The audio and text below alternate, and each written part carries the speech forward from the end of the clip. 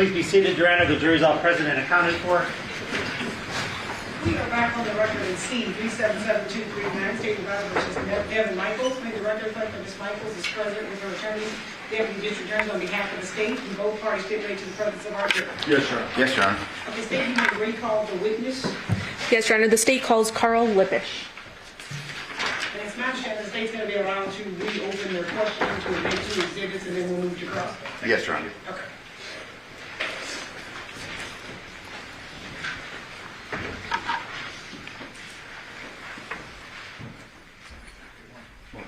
You solemnly swear or affirm the testimony about the witness action shall be the truth, the whole truth, and nothing but the truth, so help you God. Thank you. Yes. And if you please just state the My name is Carl Lippisch. state the whole. Good morning, sir. Morning. We left off yesterday having gone through a tremendous amount of surveillance video. Do you recall Yes, that? I do. Okay. We had talked about a 217 Charter Oaks surveillance video, and we have the disc for that today. We also discussed the terrible Chevron inside video that we also have marked for today. You recall both of those items? Yes, I do. Okay. At this time, Your Honor, pursuant to stipulation between the parties, the state is moving to admit 661 and 662. No objection. And sir, just to reorient us to that 217 Charter Oaks address, publishing 11A, are we able to see that on this exhibit here? Yes. Can you please, if you can, hover it? And if it's too hard on this exhibit, I do have another one. Would that be more helpful? The other one's a little clearer. Okay. A lot of tax on this one, correct? Yes. Okay. So I'm going to go ahead and publish then 9. Can you hover over that 217 Charter Oaks? Yes. 217 is right where the pointer's at.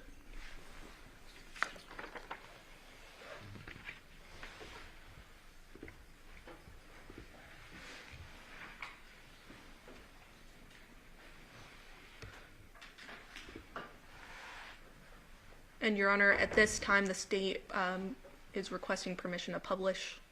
Permission granted.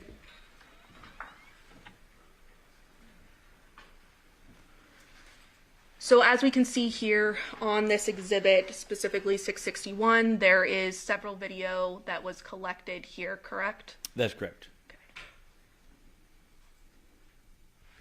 And specifically what we're looking for here is there was a 2:04 a.m. Activation showing the Nissan Armada turning from Paladura onto Charter Oaks. Is that right? That's correct. Publishing doorbell dash 2023-08-07, ending in 110.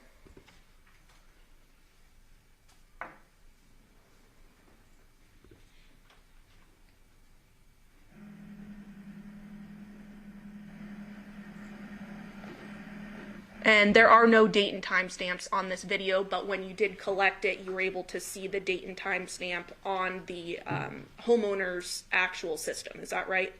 The detective that collected, yes. Okay. You as the collective, your team. Yes. Playing.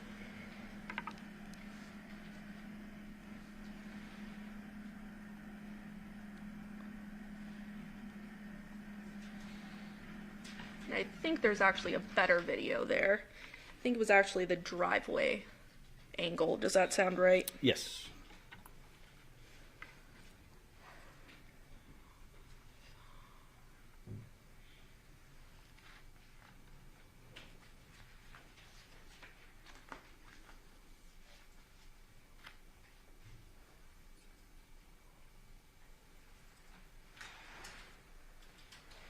And publishing the file ending in 110F, subsection 4.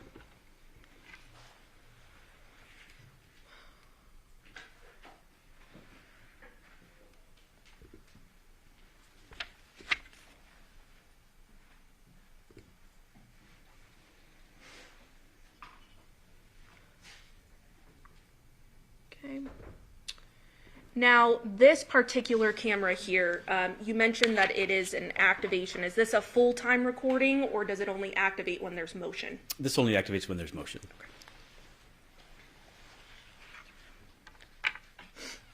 And this camera in particular is pointing in which direction?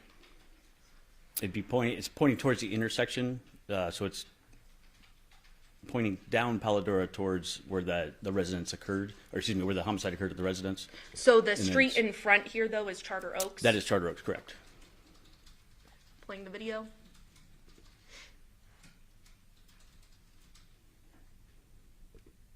And what do we see there, sir? That's the vehicle. It's the Nissan Armada, and it turned from Paladora onto Charter Oaks, and it's proceeding on Charter Oaks towards the exit of the community at Windmill. And through the investigation, your team was able to determine that this occurred at 2:04 a.m. That's correct. on August 7th of 2023. That's correct.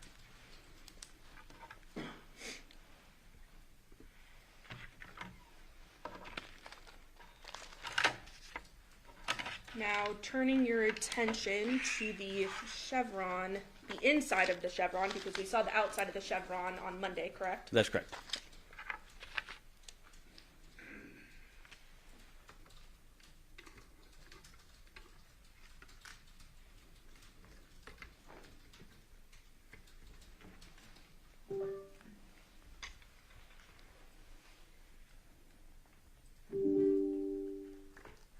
Publishing Terrible's chevron clip.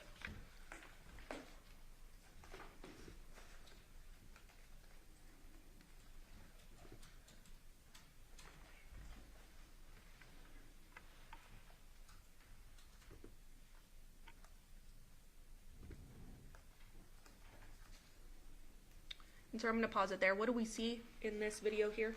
This is the front door, the entrance to the Chevron convenience store, Terrible's convenience store. And this is just a clip from the surveillance video. Does that sound right? Yes. And at this point, do we see individuals entering the store? Yes, we do. And I'm going to stop right there at 12 seconds. Does that appear to be a female and a male? Yes, it is. And did you later determine that that was Devyn Michaels as well as Johnathan Willette? Yes. And what does the female appear to be wearing? She's wearing a white tank top, blue shorts, black and white athletic style shoes with some sort of bag over her shoulder. I know it's sort of hard to see here. Are you able to see the date and time stamp? I am not. If you go very closely to the screen there. It appears to be August 6th of 2023 at 22 something hours. I can't see the Does minutes. it appear to be 05? It does. Okay. And that would be 10:05 p.m.? That's correct. Okay. Playing?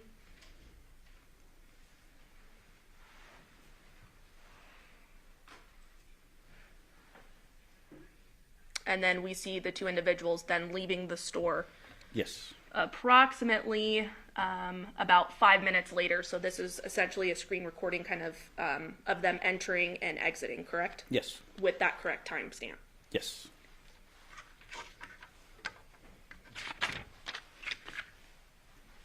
Pass the witness, Your Honor. Yeah, thank you. Give me a second, Your Honor.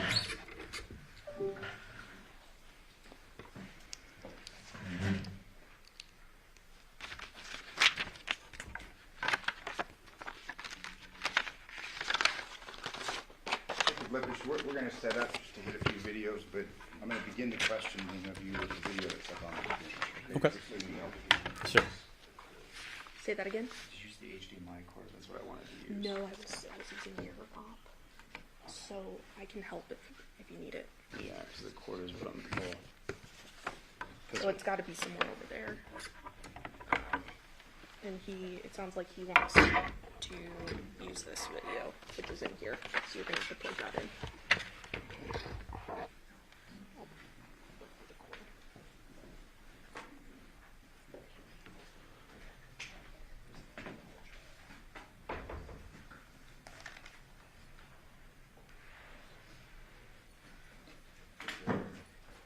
Did you pull it out of this for the openings, or? Yes, you can do that. Okay, I can just pull it. Or you may be able to get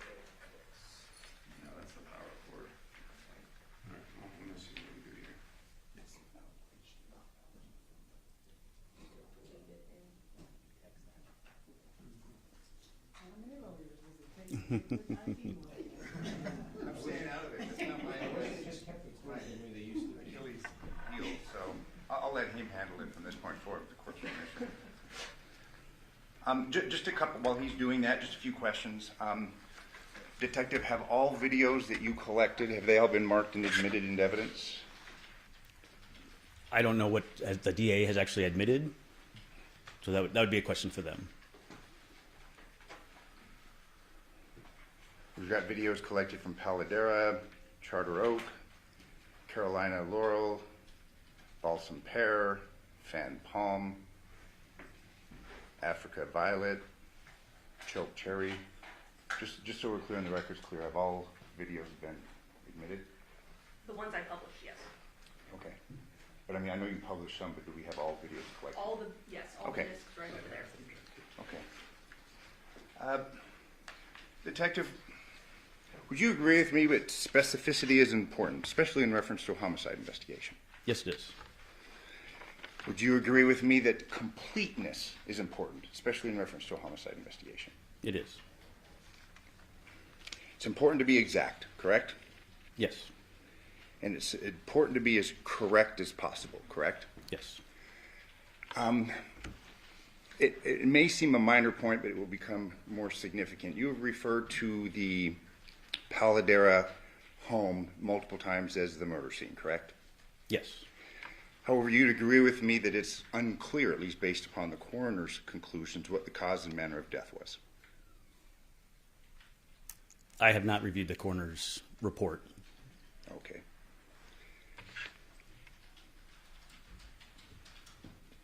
Obviously, the body was missing a head, and fair to say that without the head, it's difficult to determine the manner of death.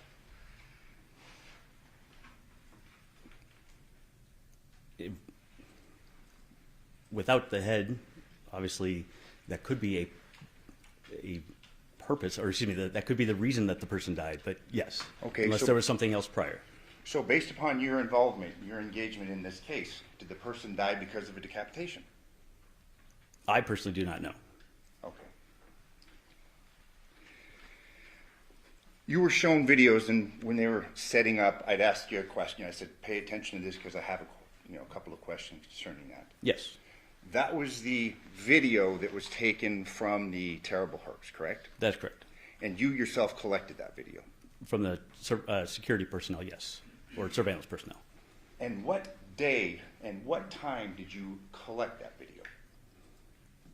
It would have been, I can't tell you the specific date and time right now from recollection, but it would have been within the next day or two. Okay.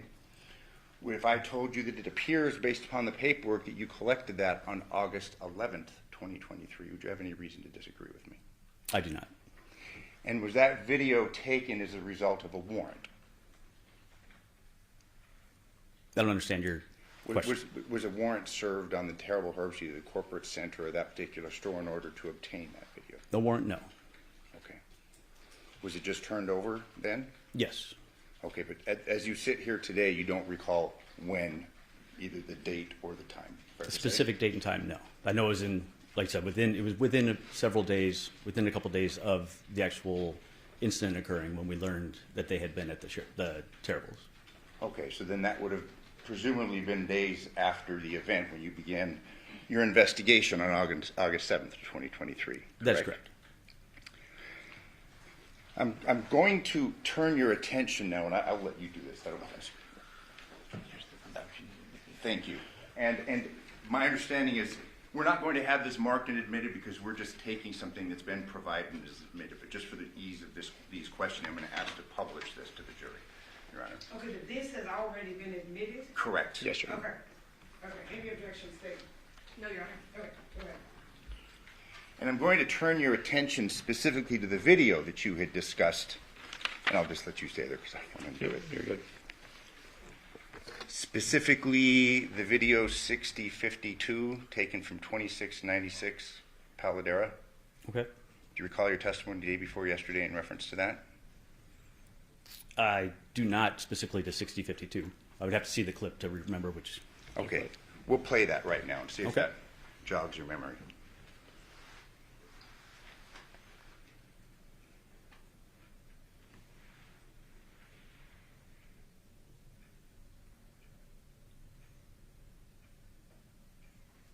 speed up just a little bit here.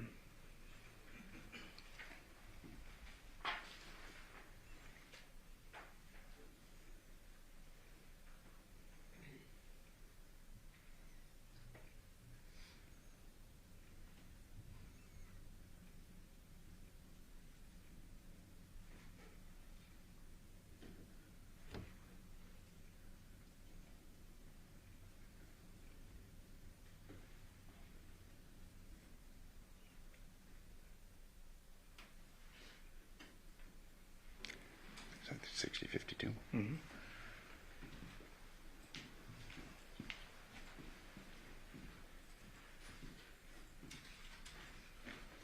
Yep.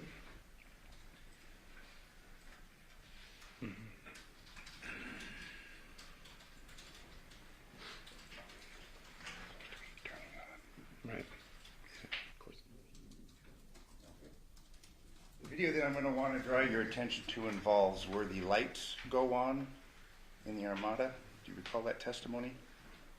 The lights, are you talking about the exterior or interior lights? Interior lights. Yes.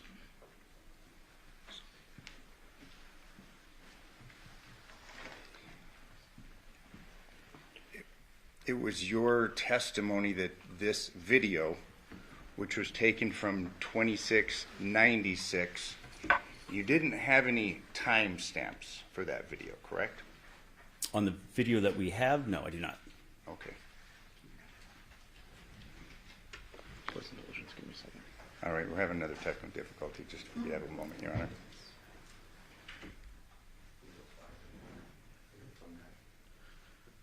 Our player's not going to play right.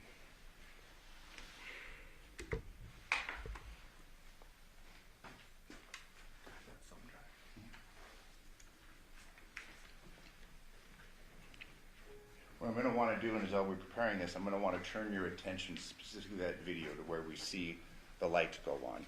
Okay. Okay. We just have to get it lined up.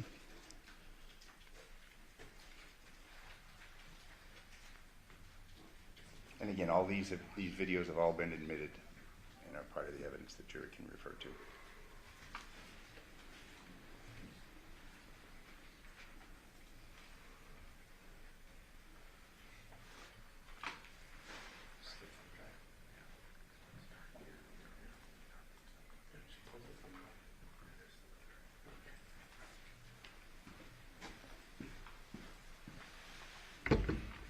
Sit and click. Maybe this one will work. This computer.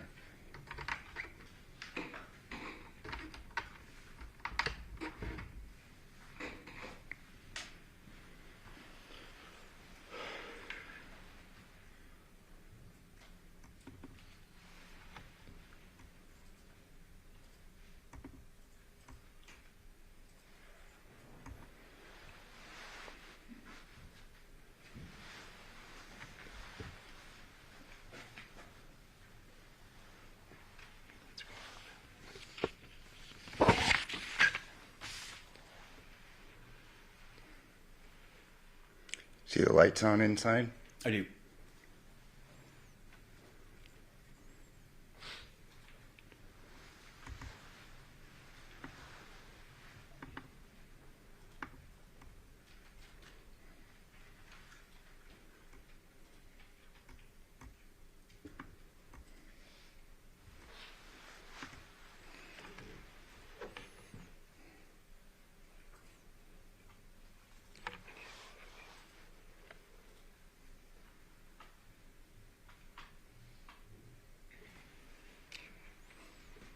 I'm just going to keep you right there if we can stay on this. You would testify that occurred at what time? That occurred at 23:05:43 was the timestamp on that. Or it's 46, excuse me, I believe. 46, so 11:05, 46 seconds? Correct, is the timestamp that initially, the video itself clip started. But we don't have that time embedded in that video, do we? We do not. It's your testimony that you got that from a cell phone of the homeowner at this address, 2696 Paladera? Correct, from viewing the clip on the phone itself. Okay, on the homeowners. On the residence, yes. On the residence. But you didn't take a picture of that time, did you? I did not. You didn't in any way memorialize that time, correct? Just by documenting it, by writing it down so that I could transfer it to a report, yes. Okay. So we have to rely upon your recollection, your completeness, your correctness in getting that date That's correct. and that time, That's correct? correct. But that wasn't the only video that you had recovered from that address, correct? That's correct. I'm going to show you another video that was recovered from that address. Wait a second. And this is 7557.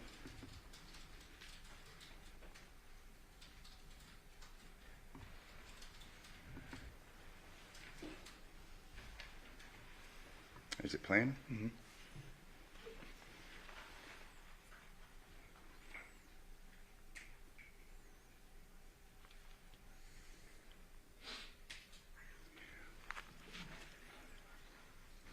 Are you able to tell us what time that image was captured? I am not. Let's go to 8879. And all these are same address, same spot.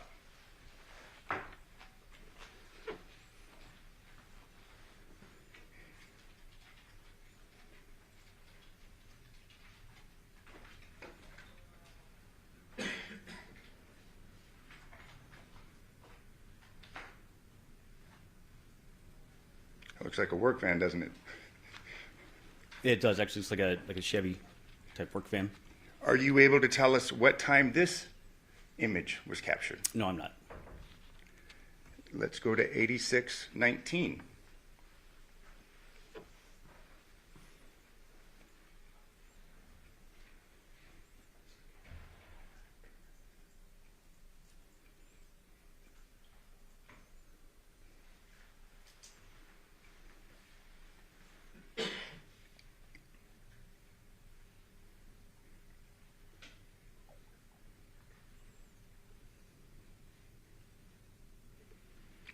Are you able to tell us what time this image was captured? I am not. We'll go to 5280.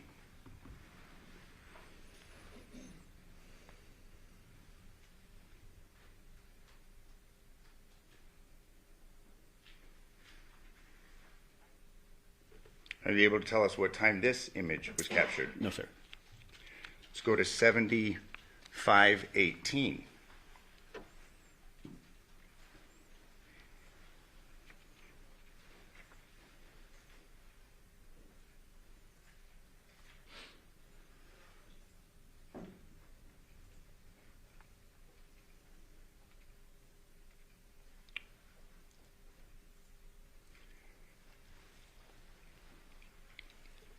Are you able to tell us what time this image is captured? No, sir.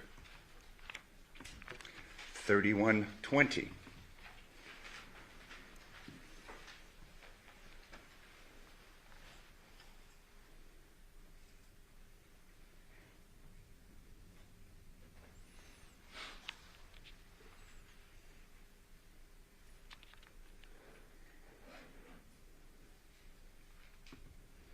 Are you able to tell us what time this image is captured? No, sir. Image 1087.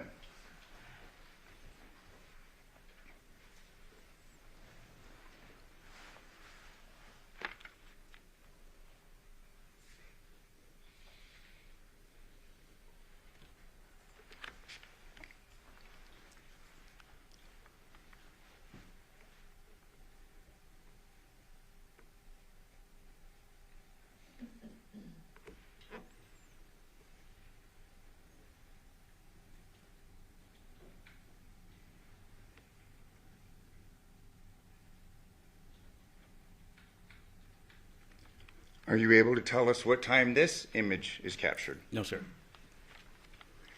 Image number 0546.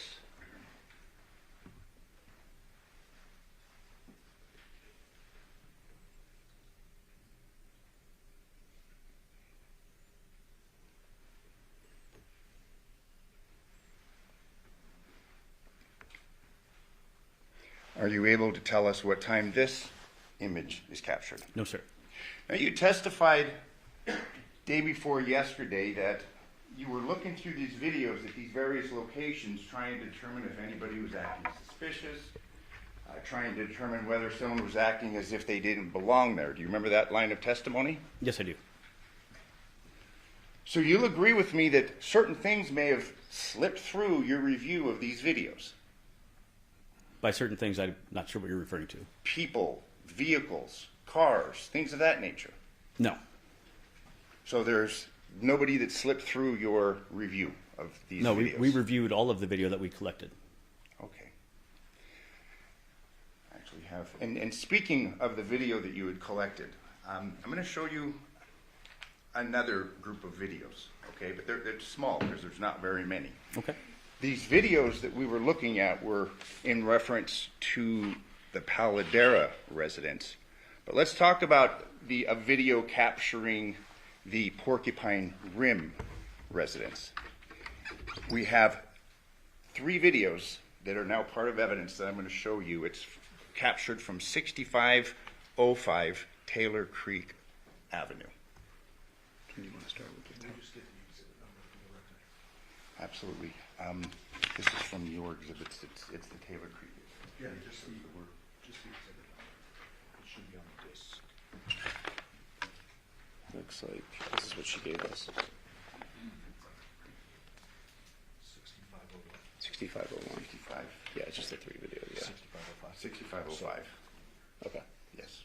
660. The exhibit 6.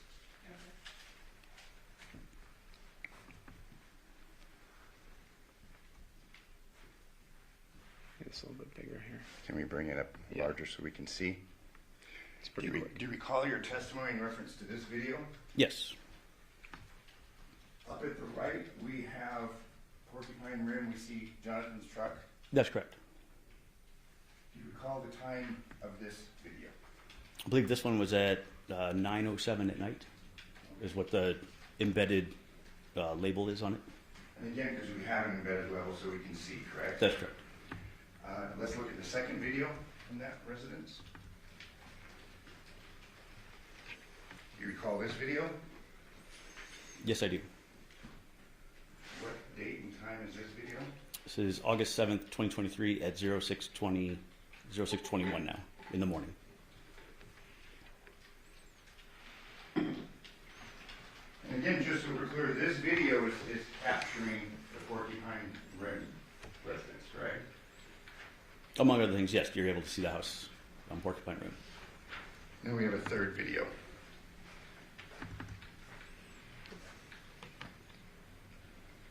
And I believe you testified concerning the contents of these 3 videos. Yes. Taylor Creek.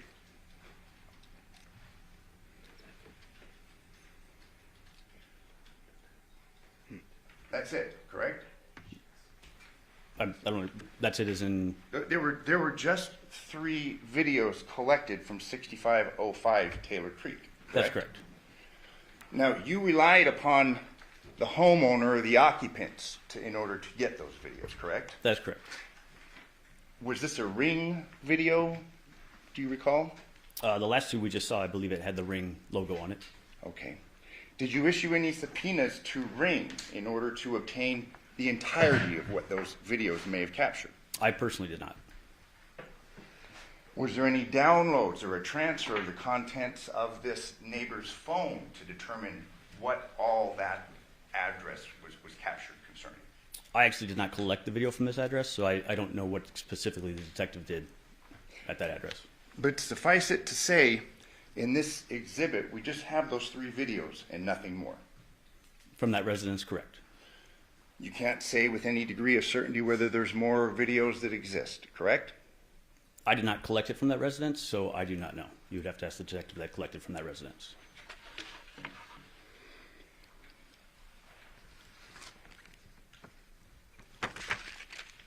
Is it your testimony that you collected all the video possible in order to capture what may have occurred at the at the Paladera residence at the night in question? I was one of many detectives that canvassed for video, so I'm able to testify specifically to the people I contacted in the residence that I got video from.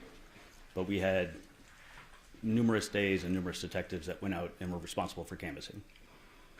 In addition to canvassing, are you aware of any subpoenas that were issued in order to preserve this important evidence? I don't know. You'd have to ask the other detectives involved. I was not involved in every aspect of the investigation, so I can only testify to what I did. Now, going from the Paladera residence to the Porcupine Rim residence, did you obtain every possible video to occur the goings-on at that home, who may have been leaving or coming back? From which home? From the Porcupine Rim home, the home where Devyn I Michaels. collected video from 5530 Porcupine Rim, and that residence provided me with their activations that they had. Okay. Any others? Me personally, no. Are you aware of any subpoenas that were issued in order to obtain basically as much camera coverage of the Porcupine Rim address? I You personally could. did not submit any, so besides that, I can't testify to what other detectives did. So then you're unaware of any subpoenas from Ring or Arlo or any other providers in order to get as much coverage of that house as possible?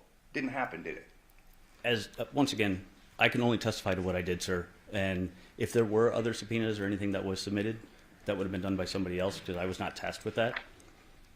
So I cannot answer your question because I don't know at this time. Understood.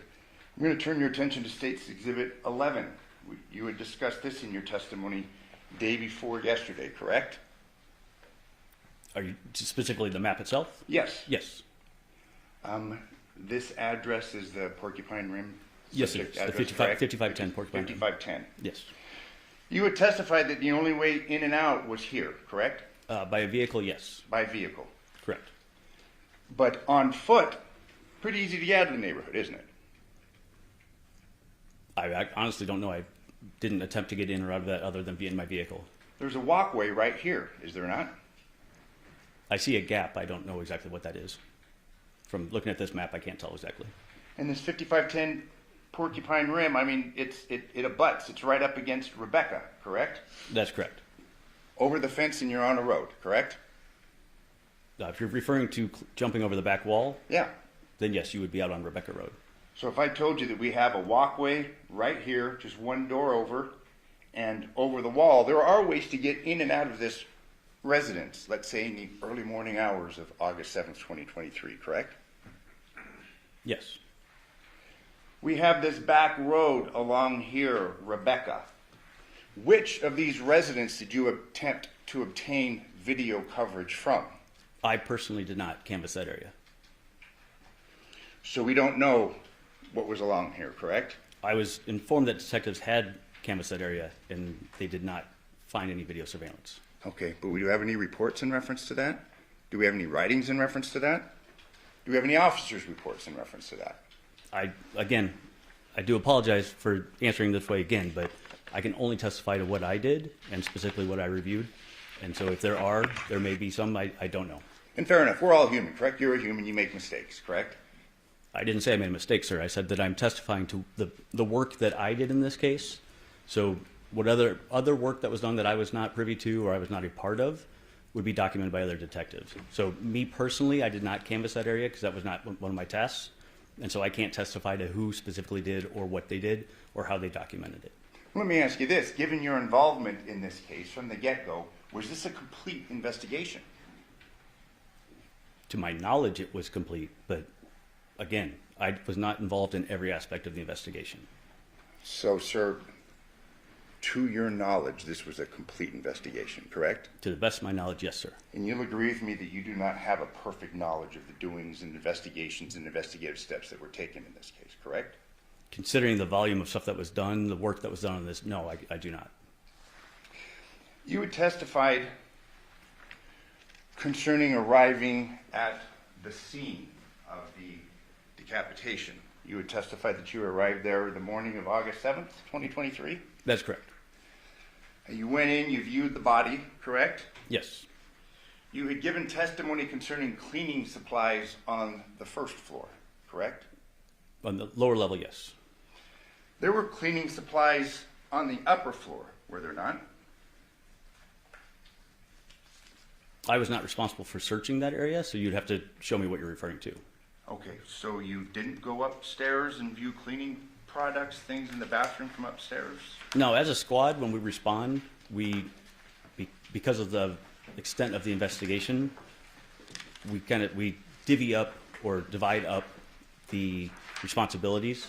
And so when it comes to, for instance, in serving a search warrant, we'll work specific areas so that we can focus on the areas that we are tasked with. So we don't necessarily see the entire residence, as you're saying. I'm going to show you an image, and it's my understanding that all crime scene photos of the Paladera residence have been admitted from the crime scene analyst. Probably in there. I mean, I don't know. There's a stack in there this high. I just have a single photo. If I just could. want to make sure that that's in there before, because we can't show it to the, hang on, Well, it's not. If you want to move to admit it. I'd just to move save to time. admit Yeah, just move to it. We- Okay. This is from the upstairs, Okay, hold on. and I'm publishing it with the court's permission. This is what? What's next in line? Next in line with the defense is T3. T3. Okay, We move- this is T3, will be admitted, permission to publish and grant. Thank you. Getting a little bit ahead of you, Your Honor. Thank you. We've got cleaning supplies. Did you see these in the upper story? Once again, as I already stated, I did not search that area. I see that your photo is showing me cleaning supplies, but I have no reference to like when and where this was.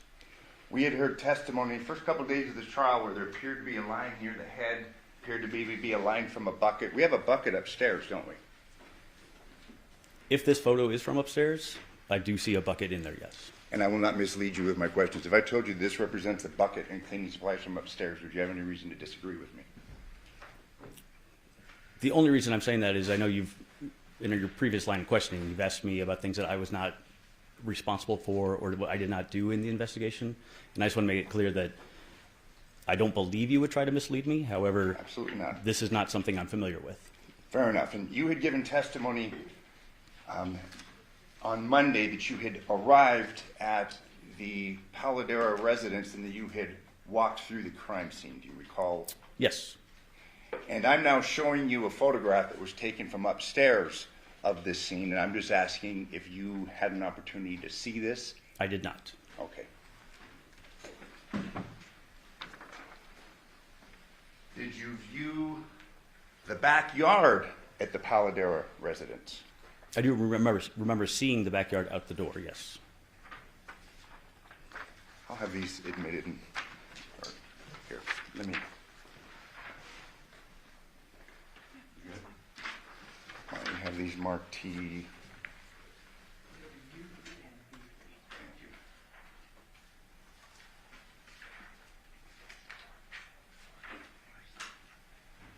I move for admission. Any objection to U3 and D3 state? No, Your Honor. Okay, those are admitted. I'm going to show you what's now been admitted as Defense Exhibit U3. I'm going to represent to you that this was taken in the backyard of the Paladera residence. Did you see that footprint? I did not. Are you aware of its existence? If you're telling me that's where it's from, then yes, I am. Now I am. Turn your attention to Defense Exhibit V3.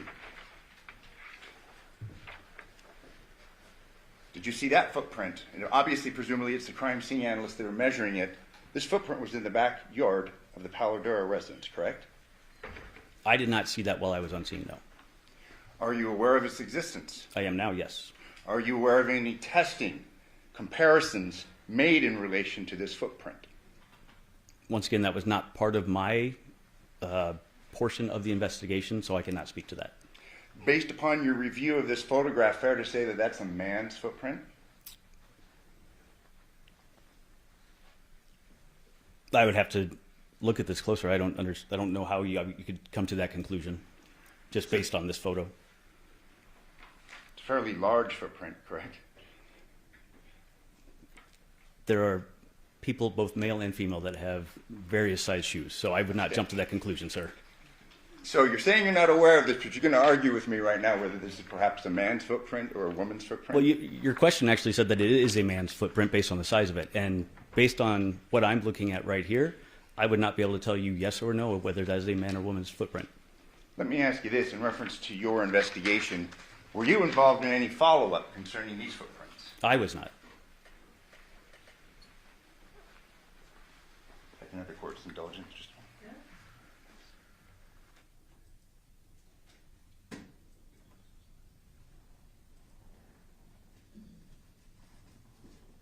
I have no further questions. Thank you, Detective. Thank you, sir.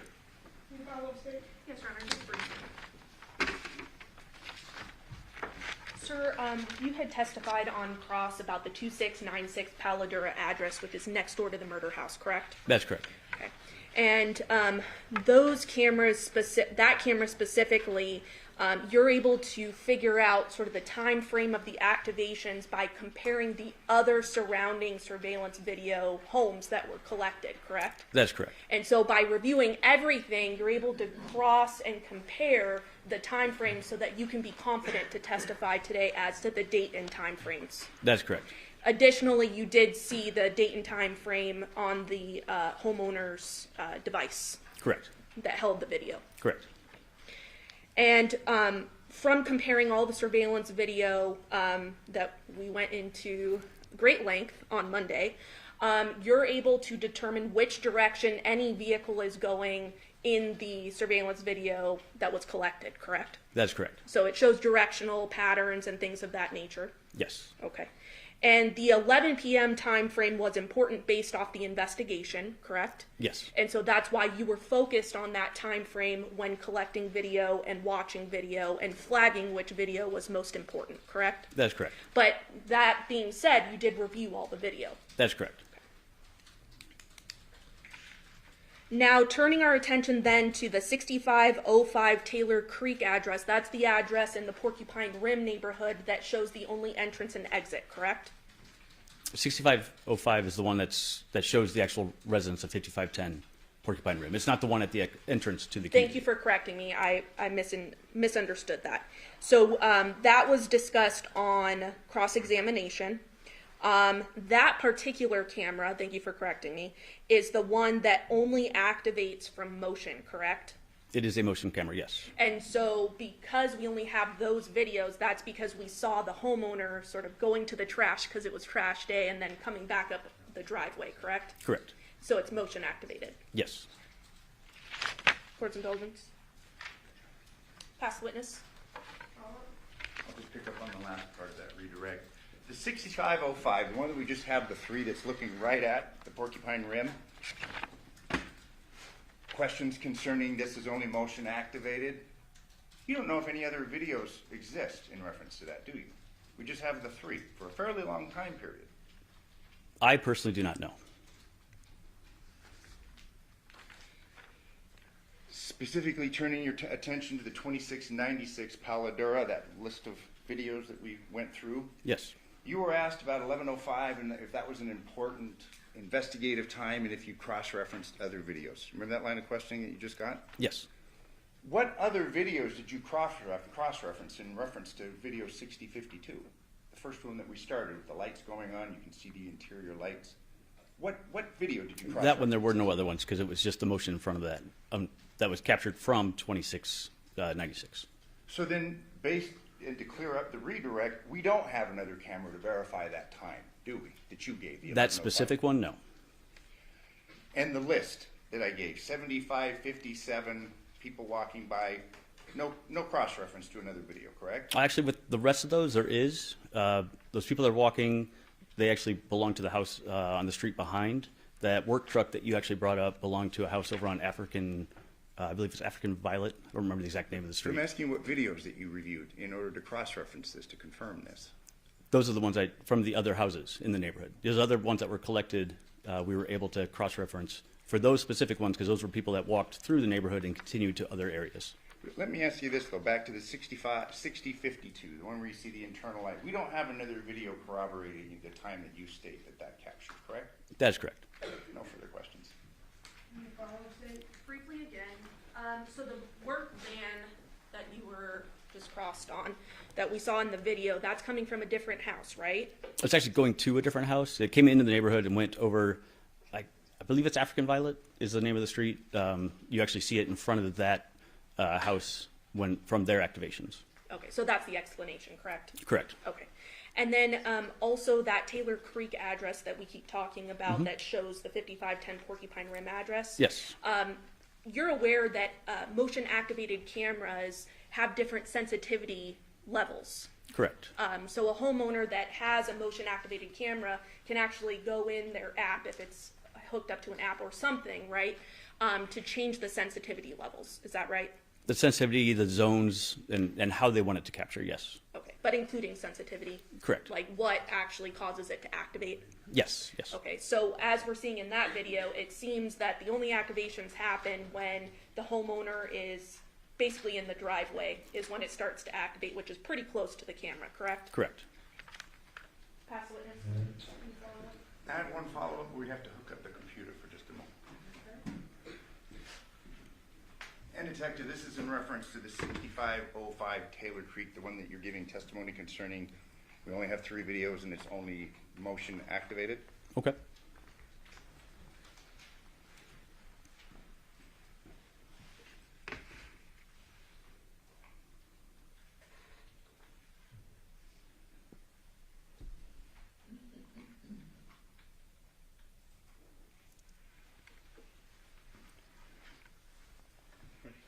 Yeah, you can start it.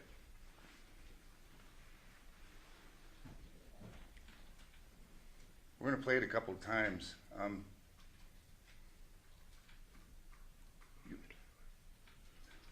So if there is motion activated, it appears that the Paladera or the Porcupine Rim, it does activate, correct? It activates. I don't know what activates it in this one. So then as far as when it activates it, when it doesn't, we just know that we're stuck with 3 and you had to rely upon the homeowner, correct? That's correct. You had to rely upon what the homeowner provided you, correct? Again, I can't testify to what the detective did. I don't know if the detective viewed the entire timeline, and those were the only 3 that were activated, but those were the 3 that were provided. Thank you. I have no further questions. Thank you, Detective. You're welcome. Not at this time, no. Okay, do the ladies and gentlemen of the jury have any questions for this witness? Okay, seeing no response, sir, you may be excused. Thank you very much for your testimony here today. Thank you, Your Honor. If counsel feel further.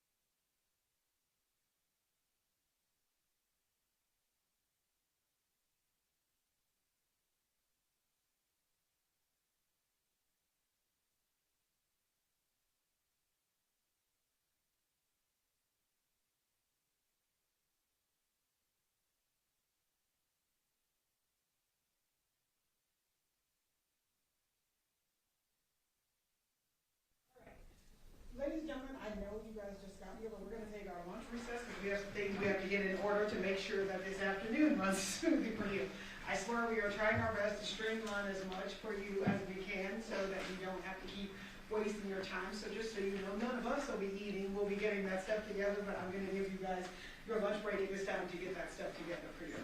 During this recess, you must not discuss or communicate with anyone, including fellow jurors, in any way regarding the case on this narrative, either by voice, phone, email, text, internet, or other means of communication or social media. You must not read, watch, listen to news or media accounts or commentaries on the case. You must not do any research, such as consulting dictionaries, using the internet, or using reference materials. You must not make an investigation, test, theory of the case, recreate an aspect of the case, or in any other way investigate or learn about the case on your own. You must not form or express any opinion regarding this case until it's finally submitted to you. Ladies and gentlemen, it's 10 to 12, being recessed till 1:30. All rise for the jury.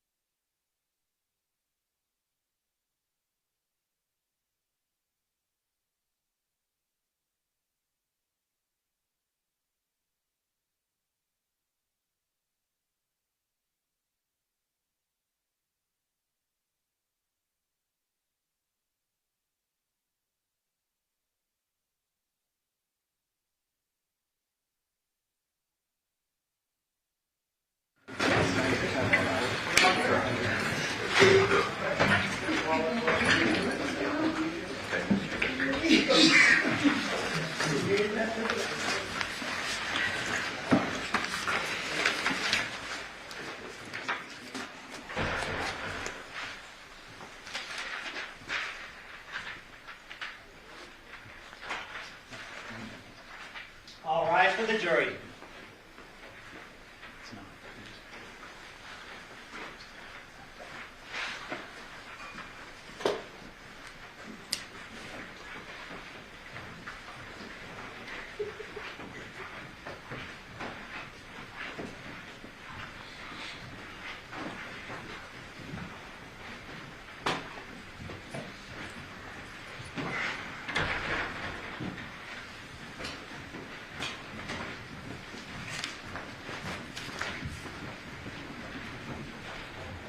Please be seated, Your Honor. The jury's all present and accounted for.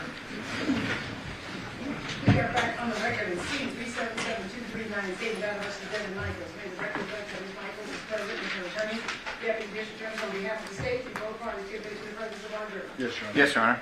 All right, please may call your next witness. Janice Ozawa. Thank you, Your Honor.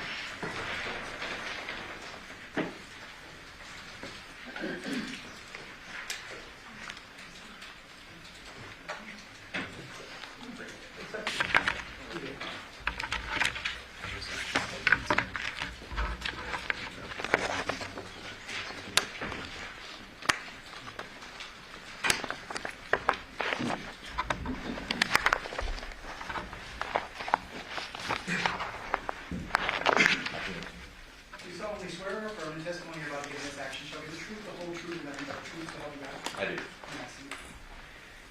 And officer, would you please state your full name and then spell it for the record?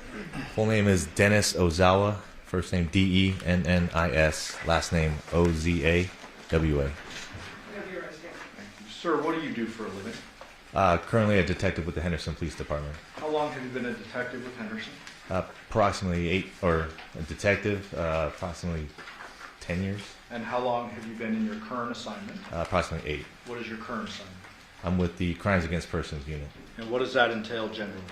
For the Crimes Against Persons Unit, it entails we investigate a wide variety of violent crimes in the city of Henderson, to include robberies, kidnappings, shootings, death investigations, arson ball shootings, and homicides also. And so you've been doing that for 8 years. What were you doing in the 2 years prior as a detective? I was a fraud detective prior, And what were you doing prior to that? patrol officer. How long were you a patrol officer approximately?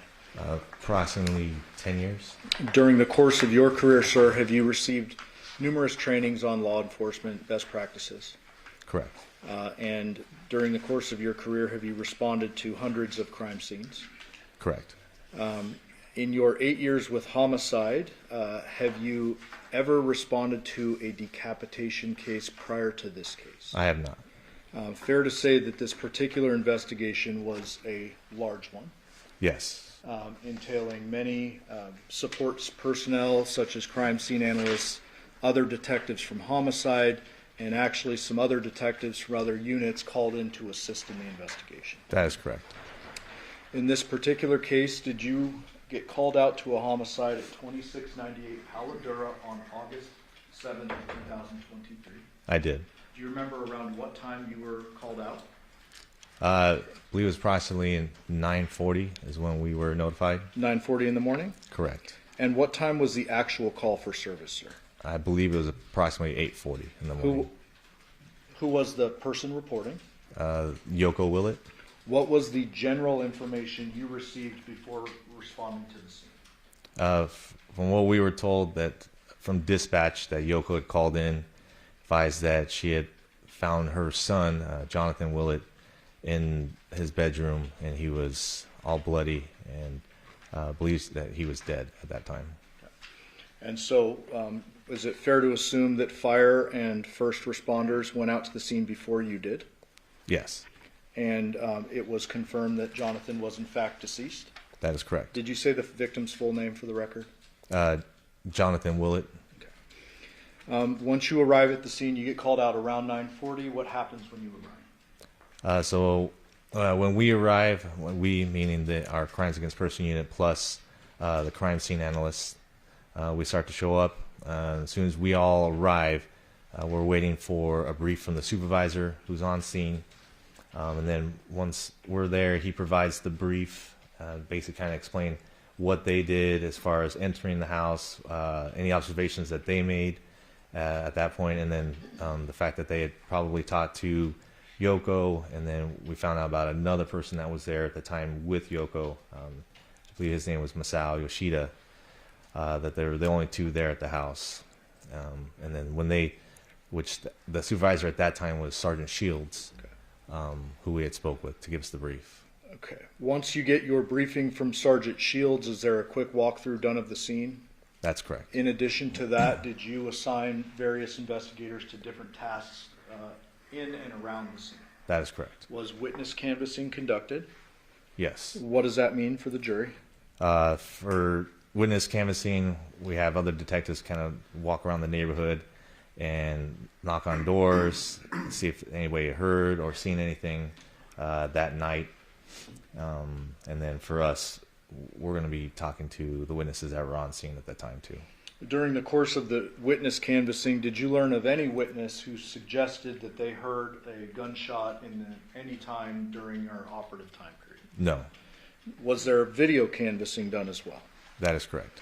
What does video canvassing generally entail? Typically it's in the same way where we have detectives go out, knock on doors, and try to find out if anybody has any video surveillance attached to their residence, and if they captured any kind of footage that would be beneficial to our investigation. And those detectives who do that, are they documenting what they find? That's correct. And then ultimately, you as the lead investigator, do you receive that documentation? Correct. And then is it your responsibility to then transfer that documentation into an overall report so the lawyers in a murder trial can actually see what was done and who did it, and et cetera? That is correct. In this particular case, was the entire investigation documented under Henderson Police Department event number 23-15229? Yes. During the course of the video canvassing, did you learn that there were some people who had cameras that were not initially contacted? Can you rephrase that? So, well, let me ask it in an easier way. Did the video canvassing occur over the course of several days? Yes, that's correct. Okay. So maybe not all done on day one, but there's Yes, follow-up and stuff that's occurring. Yeah, as the investigation continued, we continued to try and look for more video surveillance throughout the investigation. All right. So let's talk about the scene generally. I want to start with the outside. What did you observe outside, vehicles or anything of note? So when I arrived, I observed that the area being the actual residence, had been taped off with crime scene tape. There was a white truck parked out in front with a trailer attached to it. That it was parked on the wrong side of the road, which then that kind of brought notice to us that also the trailer was kind of out a little bit into the road, which in our eyes, or in my opinion, looked like someone was there for a quick trip, not someone that wanted to park there and leave it there overnight. There was also a cone that was in the driveway that we later found out that was indicated that patrol believed that there was possibly a blood mark right there. And then the garage had actually been partially open from the bottom. And in addition to the truck with the trailer, there was also a small sedan out front, correct? Correct. And that was parked across the street. And ultimately, did you determine who was the owner of that vehicle? We did. Who was that? A female named Andrea Reyes, who then we discovered was an ex-girlfriend who recently broke up with our victim, Johnathan Willette. Based on the fact that her vehicle was out front at the home, was she a person of interest initially? Correct. Did you do follow-up investigation to include obtaining her call detail records as well as interviewing her? That's correct. Do you remember which detective interviewed Andrea? It would have been Detective Linow. Okay. Without getting into her statement, that would be hearsay, but did you learn anything of big evidentiary value related to Andrea? Not from Andrea. We learned that we had been told that she was in another state at the time. That was in question. And then after talking to her, we found out that she confirmed that. And then with the records that we got from her phone later, confirmed that she was in a different state at the time that we were looking at. Okay, but nonetheless, you look into it. Her car's out front. You gotta check your boxes, right? That's correct. Did you Well, describe the actual scene walkthrough when you go inside. What do you remember about it? So when we go in through the front door, to get, I guess, a little descriptive, you walk in, there's a flight of stairs that you go up that kind of takes you to a small den area, and then you have stairs off to the right side of us that take you up to the second floor. And then as you continue to move forward a little bit more, there's the kitchen area. And then to the right of that, you have to walk back down a few flights of stairs, which is where Johnathan Willette's bedroom, makeshift bedroom would be, because it's, I guess, technically a living room, but it's converted to like his bedroom. I believe there were some sheets that were kind of covering the entrance up. I guess we would say that it's using for privacy. And then once you walk down those stairs, you end up going into his bedroom. You can't see the bed where he was lying at that time, because it's kind of tucked back in the corner. And then as you kind of move forward more into the room, you can see the bed, you see the blankets. You can't see him yet, and you don't see him or his body until you get closer to the front of the bed, and then you start to wrap around. Then at that point you can start seeing the blood on the bed, blood stains, and then blood next to the bed at that point. And then when we get closer, or at least when I got closer, you could have that chemical smell that started burning your nose and your eyes at that time, which we were told from Sergeant Shields originally that was the same thing that they smelled. And I think they actually also mentioned that they had saw smoke coming from the body when they went through at the airtime. But there was also the chemical bottles that were observed in the hallway, ammonia, and I believe it was bleach. And later on, we actually did search what, if you actually combine those together, what it does. It actually creates a toxic gas called chloramine. That was just something that was found out later. And then as you get, like I said, you got closer to the bed, you can see his body where it's just the top of his shoulders. The blanket was pulled up, and then you didn't see his head, obviously. His neck was severed. Blood was there on the blanket. And then we also noticed that there wasn't any blood spatter on the walls or on the ceiling. Just given the type of injury that we were seeing, you expect to probably see a little bit more blood in other places. And then just through that quick, brief walkthrough, I didn't see any weapons or any devices that were believed to be used that would have severed his head off at that time. As a result of that very strong chemical smell, did the walkthrough get kind of cut short and you step out for a while? That's correct. Ultimately, you need to get a search warrant from a judge in order to actually do a thorough search, correct? Correct. And was that done in this case? Yes. Did you at some point on the scene interview Yoko? We did. Did you learn, according to Yoko, who was the last person to be with John while he was alive? Yes, we did. And who was that? We discovered she had mentioned that a female name that she only knew as Nikki at the time, and said it was his ex that he had 2 kids with. But later on, we ended up finding out that her name was Devyn Michaels, or just a different name with Devyn Michaels. And ultimately, does one of your other detectives obtain a phone number for Miss Michaels? That is correct. Is that 702-677-4430? That is correct. And was that Detective Pappas? Yes. Did Pappas contact her? He did. And did she was she asked to come back to the scene? Yes, she was. Did she arrive on the scene? Yes. With whom? We believe the kids were with her at the time. And what was she driving? A Nissan Armada. Did vehicle. you make contact with her down the street? We did. Did you and Detective Pappas conduct an interview with her? We did. If you could just, the jury's already heard it, but so can you just give us a quick summary of what you learned of any potential value in that first interview?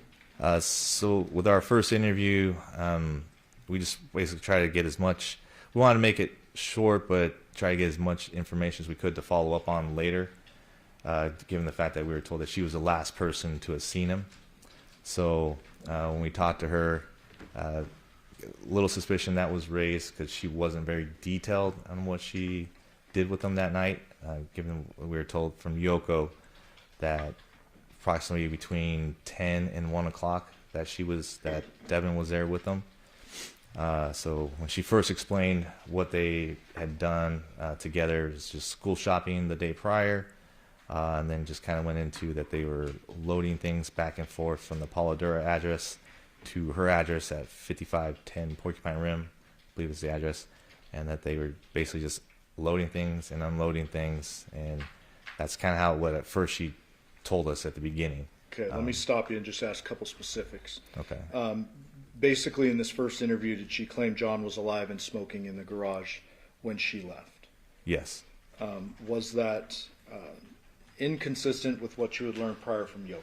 That's correct. Describe that. So what we had learned from Yoko is that when Yoko advised that she had come down at approximately 1 o'clock in the morning, and this is already after she had spoken to John and Devyn prior to that, but she only had seen Devyn at that time around 1, and then Yoko advised that Devyn had told her that John was sleeping in the bedroom because he had been drinking already, and that they were planning on going in the next morning to take the kids to school, get them ready, and get them registered. So I think the next day, on the 7th, was actually first day of school that week. And then compared to what Devyn told us is that she had told us that John was awake in the garage at the time when she had left. So those statements were contradictory to each other. Ultimately, you obtained that warrant from the judge, correct? Correct. And did you execute a search warrant along with a whole lot of supporting detectives? Correct. During the course of the search warrant, the actual search, did you notice any particular items that were maybe missing from the scene or something you would expect at the scene that wasn't there? Yes, close to when the search warrant was being completed, we were basically looking for a cell phone of Jonathan's, his wallet, and possibly the keys too, because we were interested in the truck. But that we did not find his truck keys or his wallet with his ID or his cell phone anywhere at the house. Did you find anything in the scene that could potentially be a murder weapon? We did not. Any weapons or I guess I should say items in the scene that you felt could have been used to decapitate John? We did not. You mentioned the blood staining earlier, and I want to just get a couple more details. I believe you already said no blood on the walls or ceiling, correct? Correct. Have you been on crime scenes in the past in which there are gunshot injuries? Yes. Have you been on sharp force injuries or stabbing cases in the past? Yes. Blunt force injury cases? Correct. Sometimes single blunt force, sometimes multiple blunt force, correct? That's correct. When it comes to multiple blunt forces, would you expect to see some cast off? That's correct. Why is that? From multiple blunt force trauma, when we say cast off, we say that after the first hit, which would cause the bleeding at that point, and then as the continued hits after the fact, the blood would be on whatever object that was striking the body or the head at this point, and it would have had cast off coming off the item, and you would have that somewhere on the walls or somewhere near where the strikes were occurring. But that's not necessarily the case if you have a single... For one single blow, no. Did you find any firearms evidence at the scene? No. Based upon your review of the scene, did you determine that a gun was probably unlikely to have been used in the scene? Yes. So basically, since the fact that there were no bullet impact marks, there were no, like in the wall, there were no bullet impact marks that we saw in the mattress, no blood spatter from a bullet impact going through a body or a head was seen. Also the fact that Yoko and Yoshida didn't report that they heard a gunshot, and there were no phone calls coming from the neighborhood that there was a gunshot. There was no reason to believe that a gun was used in this incident. As a result of that, are you generally kind of focused, narrowing your focus in on sharp or blunt weapons? That is correct. Not ignoring a gun if you come across it, but your focus, what you're really looking for is sharp or blunt. At that At that time, yes. Did you later learn that it was reported that a knife was missing from the scene? That is correct. Based upon the blood patterning as you saw it, can you describe kind of some of your investigative deductions you got from the blood near John? So when you got closer to the body and where you saw the blood on top of the actual mattress, you saw it there next to his body, and then you kind of saw some off on the side of the bed, and there was a little bit of pool of blood at the bottom on the carpet. Then when you look at it, you can kind of see there's certain voids in the blood.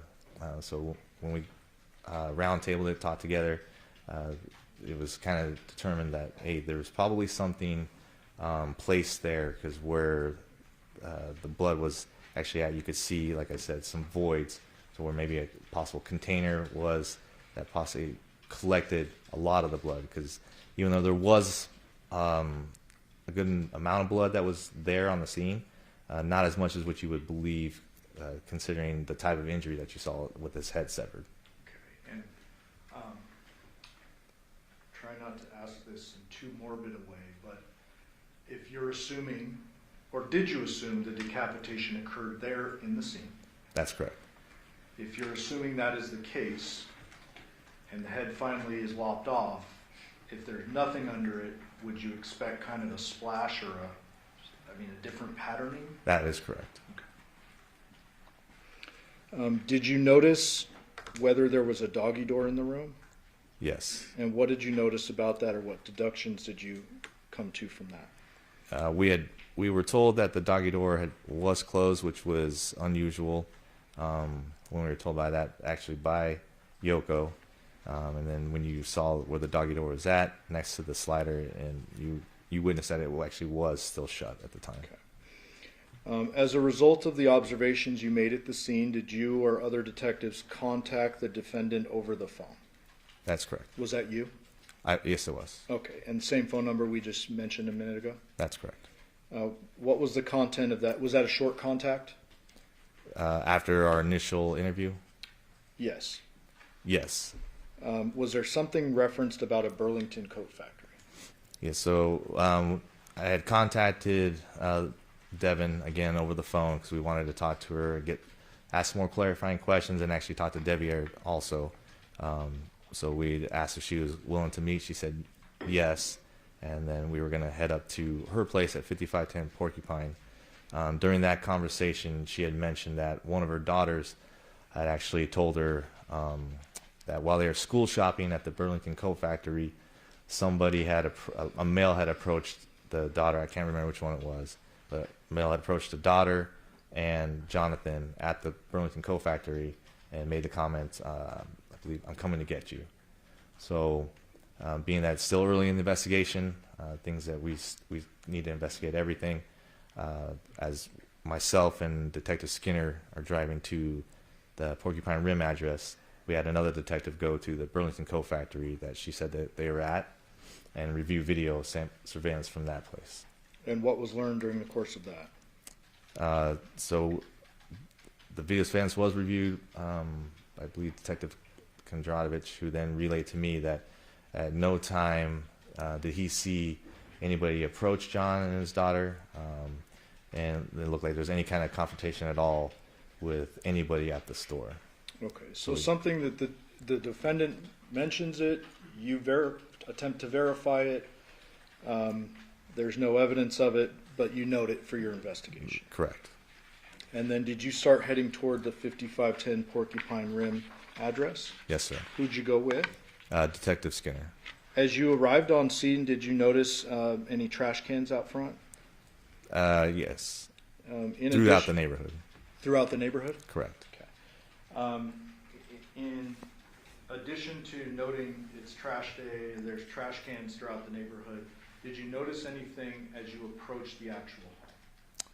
Yes. Go ahead. So when we're approaching her house, her vehicle, the Nissan Armada, is parked on the left side of the driveway.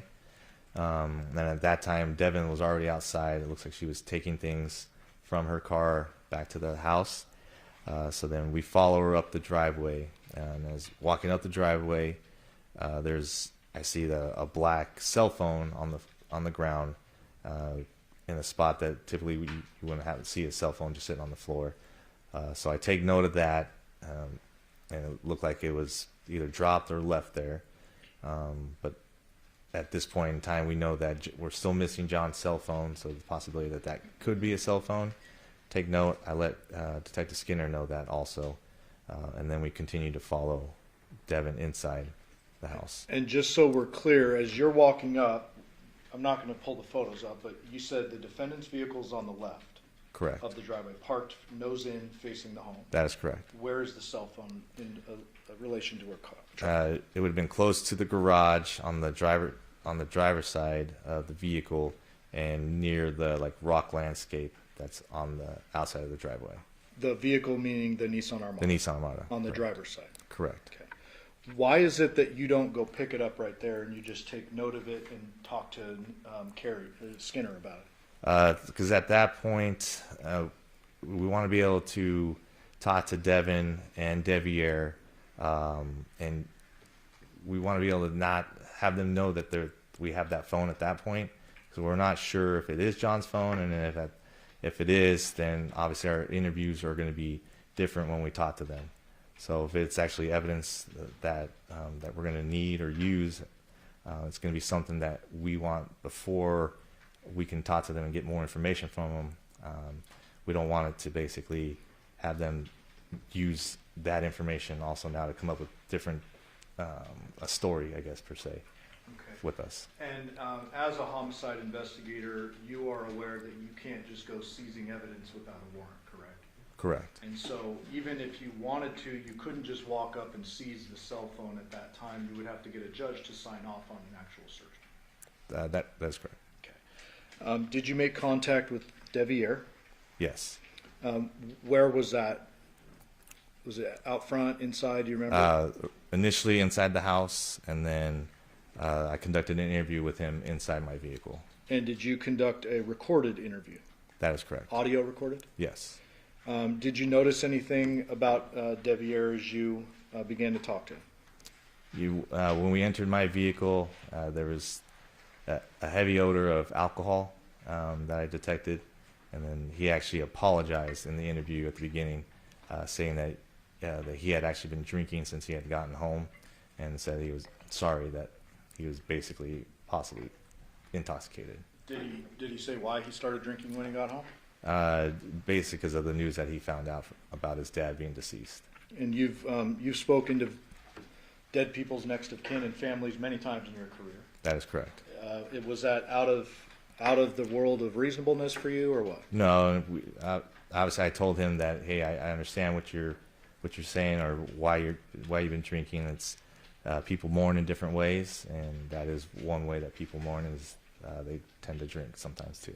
Nonetheless, even though he's been drinking, you still want to talk to him and ask him some questions, correct? That is correct. And you did that? Yes. Again, the jury has gone through a lot of evidence before you testified, so I'm going to just hit a couple of points, and you correct me if I'm wrong. Okay. Generally, did Devier say he had been home all day the day before? That is correct. Did he actually initially say, I was working, and kind of correct himself and be like, wait, is yesterday Sunday, that kind of thing? That is correct. Okay. So he corrected himself. Yes. And then he says he was home the day before, meaning August 6th. That is correct. Okay. And did he indicate that he was home the night before watching the girls? Yes. Did he, in your opinion, minimize the sexual relationship with the defendant? He did. And just generally, I'm not going to hold you to precise numbers, but was Devier a bit younger than the defendant? He was. There was a question asked with a prior witness. It might be out of left field with you, but I want to ask you. There was kind of a suggestion made that Devier in this interview had mentioned that cell phone in the driveway. Is that accurate? No. Did he say anything about the cell phone? No. As I kind of stated previously, we didn't want to bring up the cell phone, and the fact that we had found it or seen it, just because we wanted to get information from him without kind of any evidence that he would know about at that time. Okay, so any suggestion made earlier, unintentionally probably, that Devier brought up that cell phone in the driveway, that did not happen? No, Okay. not in that interview. Devier at home during the time frame indicate that he worked the next morning and learned of his dad's death via phone calls from family and stuff? That is correct.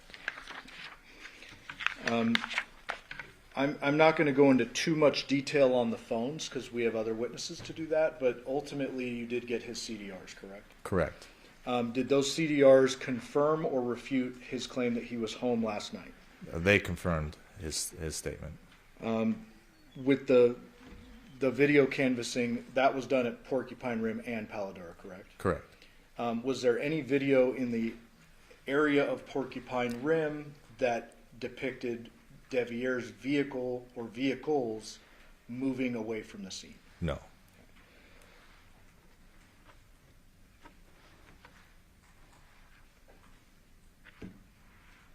And while you were talking to Devier, did Detective Skinner talk to the two young girls? That's correct. Okay.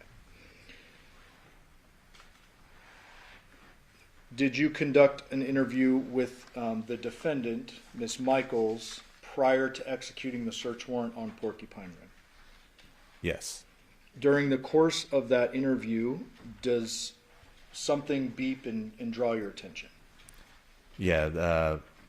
During that second interview with Devyn, there was a Republic Services trash truck that had driven by and honked its horn and picking up the trash through the neighborhood. At some point during that second interview, did the girls approach the vehicle? That is correct. Describe that.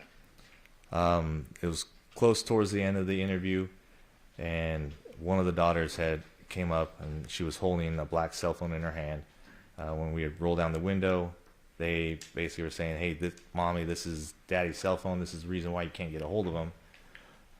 So then she hands the phone to Devyn, who then we take the phone from her, and then it's given to Detective Skinner. And then basically Devyn confirms that cell phone does belong to Johnathan at that point. Did you note anything particular about the cell phone itself? Yeah, and then we discover that on the cell phone, the screen is cracked, and then there's apparent blood on the screen at that time. Okay. After this, do you end up getting that search warrant through a judge for the Porcupine Rim address? Yes. And did that include the Porcupine Rim address itself as well as the cars? That is correct. All the vehicles? All vehicles on scene. Did that include a work van? Yes.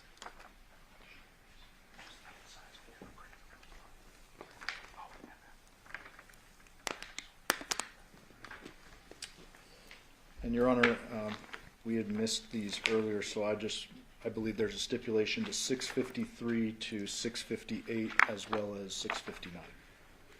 Okay, so 653 to 659? Yes. Okay. 653 to 659, are we admitted? Did you yourself conduct a search warrant on the work truck? I did not myself. Just going to show you, though, these are part of your investigative file, correct? 653, Correct. 654, correct? Correct. 655, Yes. 656, Yes. 657, Yes. 658. Yes. And do you remember who searched that vehicle? I believe it was Detective Lionel and Detective Christopher. And then there was also a crime scene analyst documenting stuff, correct? That is correct. Were there any bloody weapons, tools, or anything of that nature found within that vehicle? No.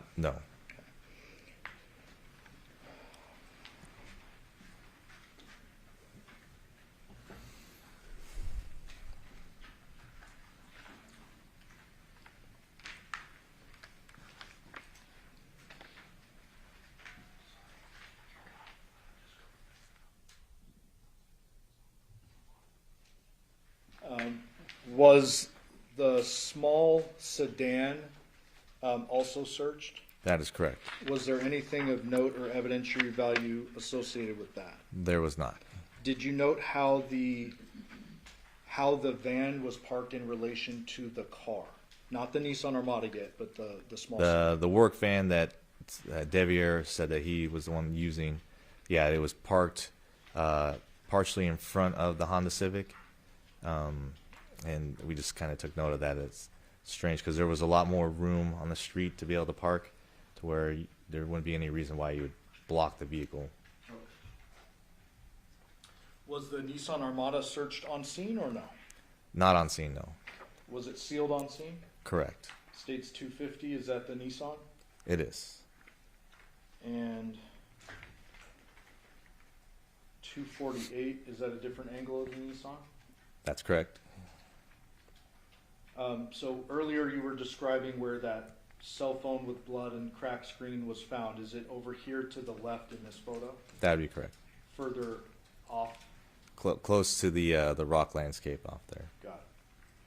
Did you observe anything about the Nissan itself? When you first looked at the Nissan, it looked freshly cleaned on the outside, like it had been ran through one of the car washes that you just drive through, because it was clean, but yet you could still see like the water stain marks on it still.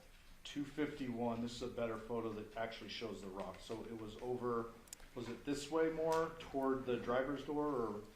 Sorry. Don't click or the judge will yell at you. Okay. We'll be on break while we. You can toggle over, but don't click. So it would have been somewhere around this area right here. Okay.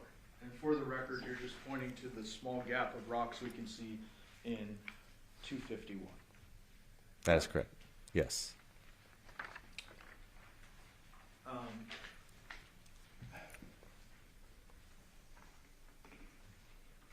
That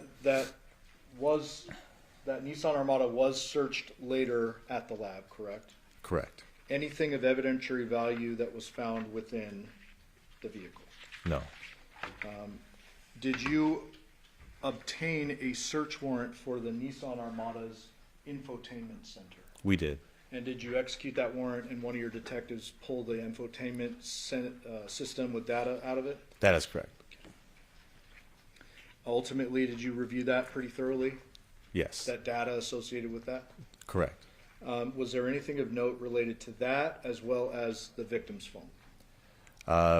In reference to the actual information taken from the vehicle, we got location data from there. So it showed from when it left Porcupine Rim and then went back to Paula Dura, and then we had it leaving Paula Dura middle of the night around 2:04, I believe, and then heading back to Porcupine Rim. And then with our, are you saying about our victim's cell phone? Yes. Later on, we were able to figure out that his cell phone had left the same time as the vehicle, which for us would say that Devyn was in possession of his cell phone at the time when it went back to the Porcupine Rim address. Did you also, in addition to all the vehicles, search the home at Porcupine Rim? Correct. I want to show you 659. Can't remember if we had marked this earlier, so I just added it. Do you see some samurai swords here? That is correct. Anything of note about those? There was no blood that we saw on there, and they look like movie prop replica souvenir type samurai swords. Okay. So no blood on the blades at all, correct? I don't remember specifically on the blades, but I just know that when I was told there was no blood found on them. On them. Okay. Garage. Do you go into the garage at some point? Yes. Do you? Does somebody find some Ring cameras? Yes. And do you remember where those were found? I believe they were in a bag on top of one of the trash cans. Did you inspect those for an SD card or like an internal storage device? That is correct. Did you find one? We did not. Did you obtain a search warrant for the footage from Ring associated with those cameras? We did. And what did you do with that? After we submitted the search warrant to Ring to get any video from that actual system, waited for the records, and then we were advised from Ring which I believe is Amazon actually, because they're owned by Amazon, advising that there was no actual video recordings available. Did they have any information to give you? I believe it was just a subscriber info, which I can't remember if it came back to Johnathan or to the actual house. Okay, but subscriber info is just paper. Correct. Saying who has the account. Exactly. Who was in charge of the account. There was no video footage with those cameras, No. according to Ring, or Amazon, I guess. Correct. At some point during the execution of the warrant, did somebody find the victim's wallet and keys wrapped in plastic baggies in a female underwear drawer? That is correct. You took note of that as well. We did. Was there ever a white female tank top found during the execution of the warrant? There was not. Any black and white Nikes with a large white swoosh along the side? We did not. Why were the keys important if they were? The keys that were found inside the bag that was tucked away, hidden in the drawer, were important due to the fact that they were the truck keys to Jonathan's vehicle. So Did you learn something after the arrest of the defendant related to those keys? basically those were the only set of truck keys that we had for the Jonathan's truck. So did you then go in and release that item of evidence to Yoko so that she could do what she wanted to do with the truck? That is correct. She had reached out to me asking for the keys because there wasn't another set of keys for her to use. And I should ask you, during the execution of the warrant back at Paladuro, was there ever a set of spare Chevy truck keys found anywhere in that search warrant? There was not. During the course of the Porcupine Rim search warrant, did somebody locate a Social Security card? Yes. Was that of any relevance to you? Not really any relevance. She had told us that Jonathan had given it to her, and it was found in her purse, which she did say that she had in her purse. Okay.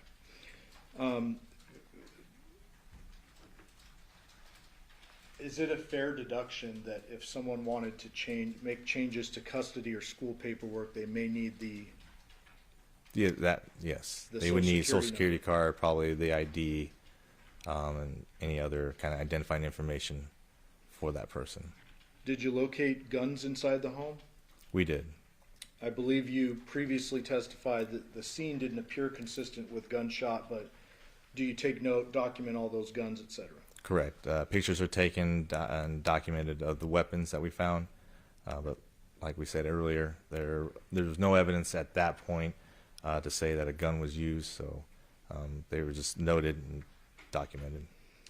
And ultimately, at this particular scene, are there 11 electronic devices that are taken and later analyzed by digital forensics? That is correct. One being the victim's phone that was in the driveway. Yes. Was one of them Devier's device? Correct. Another one, the defendant's device? Correct. And then any other electronic devices you or anybody else found during the search warrant? That is correct. After the search warrant is conducted, or while it's still going on, do you conduct what'll be the third interview with the defendant? Yes. During the course of that interview, were you receiving information from your fellow detectives that were still inside? That's correct. One of those things being they found the wallet, the ID, the keys, and that? Yes. Did you ask the defendant during this third interview about whether John's wallet would be at her house? I did. What did she say? I had asked her, I think I actually had asked her if she knew where John's wallet was at, and she had told me no. Okay. Did you then go a little bit further and ask her about, or I guess confront her with the fact that you had found it in the house? We did. And what did she say about that? Then she had mentioned that she had multiple wallets of his with other IDs in it when we confronted her about also the ID. And then we had also talked to her, basically confronting her about that. Well, it's the most current ID. Why would you have that? And she really didn't have an answer for us for that. I'm going to ask you a very important but specific question. Who is it in this interview that talks about the wallet being wrapped in plastic bags? She was Devyn. So she volunteered that info. That is correct. You did not tell her the wallet was found wrapped in plastic bags. We did not. Did you ask her, or Skinner ask her about the timing of when this would have allegedly been tied in the plastic bags? We did. And what was the response, or what did you take from that? What she had told us, with the keys for the truck being in the plastic bag, her time frame wasn't making sense. Just due to the fact that she had told us that when Johnathan had given her the bag and then had dumped stuff in there with the wallet and the keys, it was between the time frame of 8 and 9 o'clock, and then they had still driven from Paladura back to the Porcupine Rim house. And so at that point, she said, when we went back to that house, that's when I had put the plastic bag in my drawer, and then we drove back to Paladura, which we know now also that couldn't have been possible since it was his truck keys that were actually in there. So that couldn't have been the time frame that he had given her all that stuff. Did you attend John's autopsy? I did. Did you notice the obvious very large neck injury? Yes, I did. Other than that, were there any bleeding injuries on John's body at all? There was not. I want to go back to video surveillance for a moment. It's fair to say that dozens and dozens of homes and businesses were canvassed for surveillance. That is correct. And there are lots of hours of footage and data to comb through. Yes. You, I would presume, can't do that all yourself, correct? That is correct. And so we've previously had a detective testify about a lot of that, but I just want to hit a couple of points with you. Okay. You are generally familiar with the surveillance. Generally, yes. Generally. So was there footage taken from a Terrible's near the Paladura address? Yes, there was. Did that footage show the defendant and John alone leaving the store around 10:11 p.m.? It did. Was there a bunch of footage taken from the Paladura neighborhood itself? There was. Was there footage from 2699 Fan Palm? Yes, there was. And do you remember if that one was a fixed camera?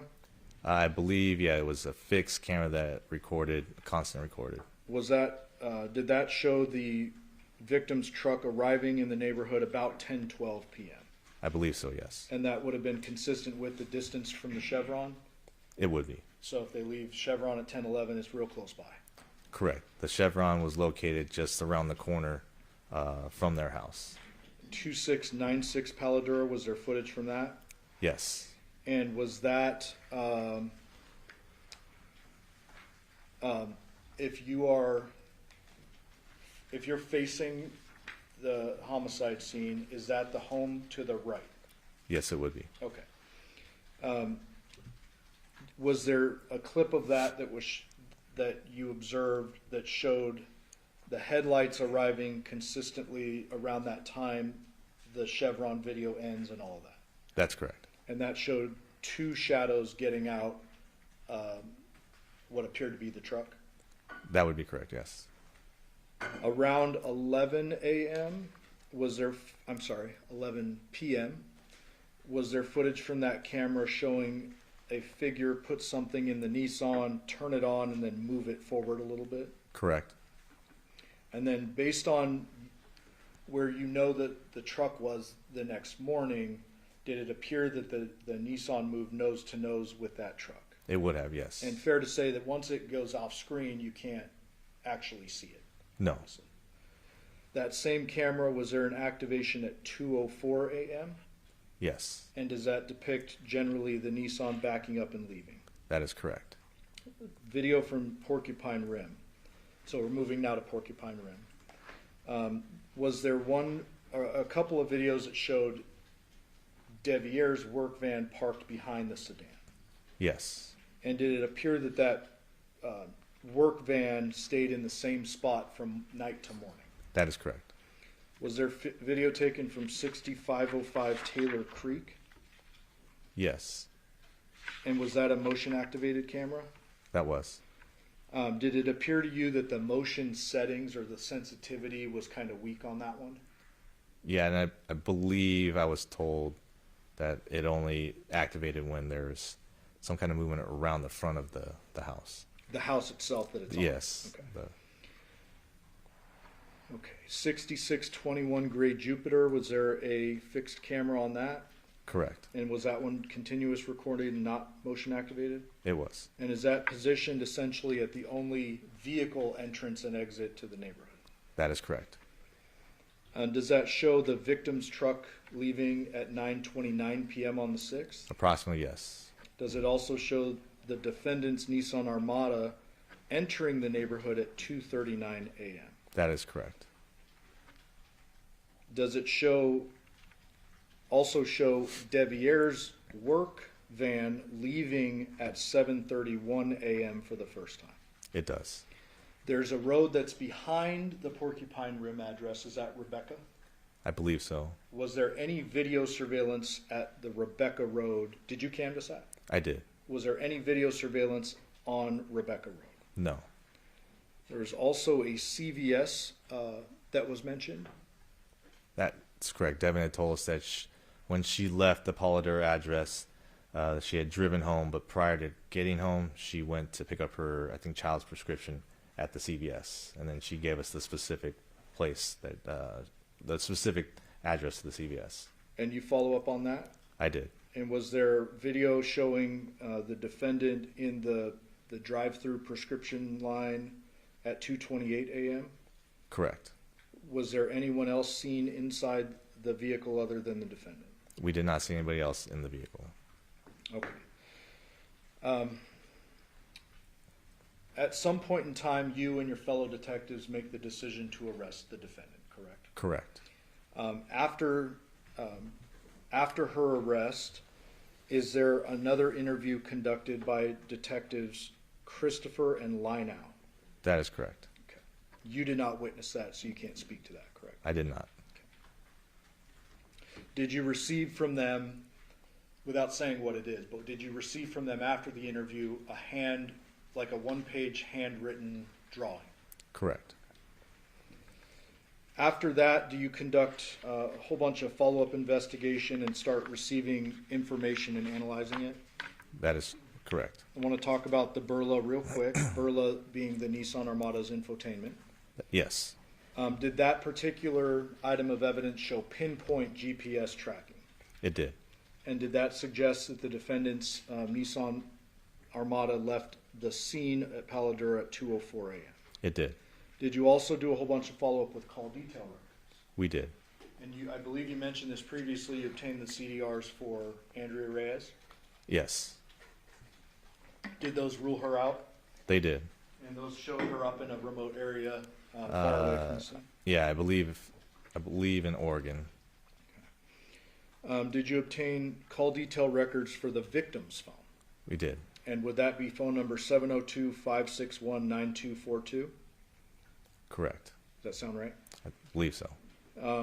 Those call detail records for Jonathan's phone, did they suggest that his phone kind of went inactive after around 11 p.m. on the 6th? That is correct. And then they show that that phone pops up at Porcupine Rim the next morning. It did.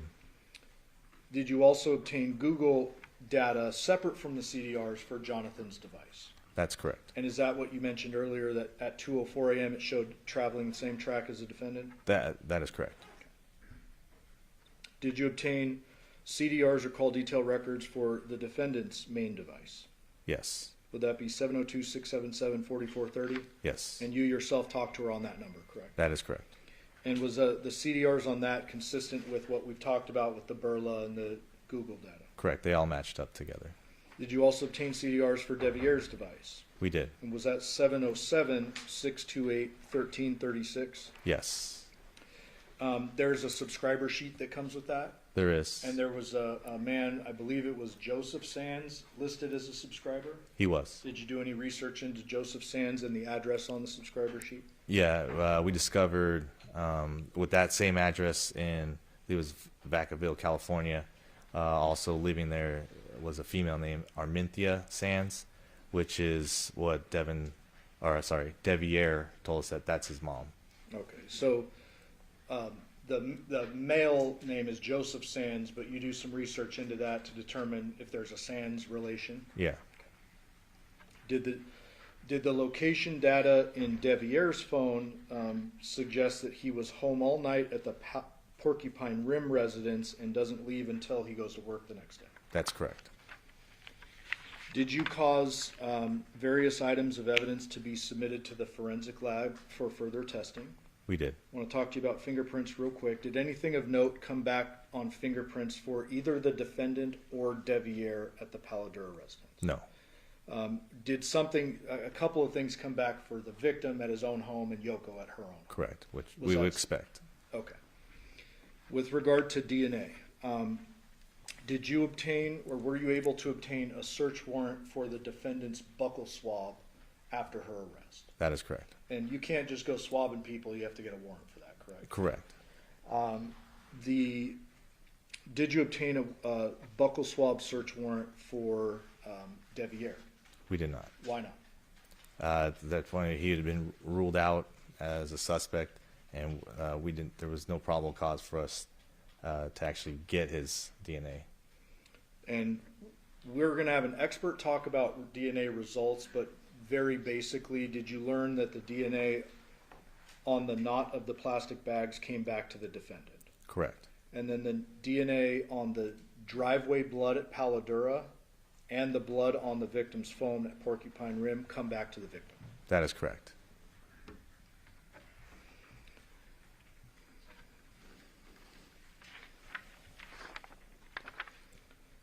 Detective, I'm almost done with you. Just one little last line of questioning here.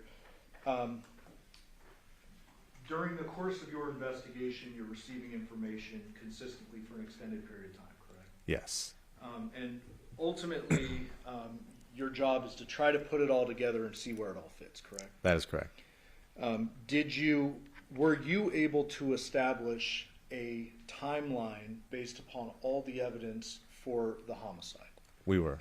And fair to say that a forensic pathologist, medical examiner, they're a little wishy-washy when it comes to timing death, correct? You could say that, yes. Okay. What did you conclude the time of death was for John? So, given all the evidence that we collected, phone data, and then the blood, the DNA, the stuff that came back to our victim, Johnathan, we kind of deduced that we know that he was last seen at the house at Paladura about 10:12 from Yoko and from Devyn telling us that, hey, yeah, Yoko saw him alive at about that time frame, 10 o'clock. And then we know that the last person to see him was Devyn, and that she left the house around 2 o'clock. And given the fact that we had the phone that had his blood on it, leaving the house at about 2:04, we know that definitely 2:04 was the end time. So between 10, I think it was like 10:12 when they arrived there, to 2:04 when she leaves, that would have been our time frame that we know the homicide would have occurred, given the fact that he didn't have any cuts on him. There was no other blood that would have been coming from Johnathan, except from when he was killed and then when his head was cut off. So that's how we can say that, yeah, the homicide would have occurred between that time frame.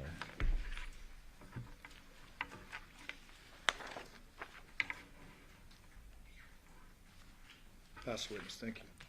Your approach.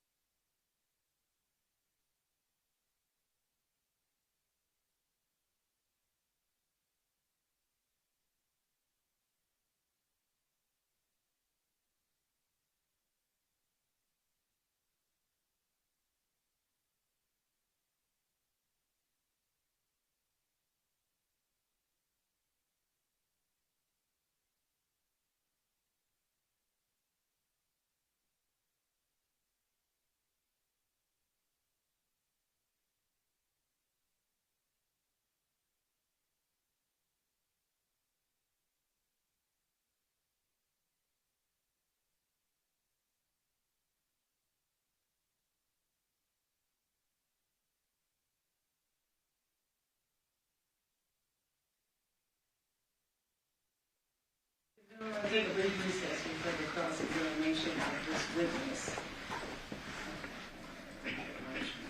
All right, during this recess, you must not discuss or communicate with anyone, including fellow members, in any way regarding this case or its merits, either by voice, phone, email, text, internet, or other means of communication or social media. You must not read, watch, listen to any news or media accounts or commentary about the case. You must not do any research, such as consulting dictionaries, using the internet, or using reference materials. You must not make any investigation, test the theory of the case, recreate any aspect of the case, or in any other way investigate or learn about the case on your own. You must not form or trust any opinion regarding this case or responsibility to you. Ladies and gentlemen, 2:35 will be in recess until 2:50. All rise for the jury.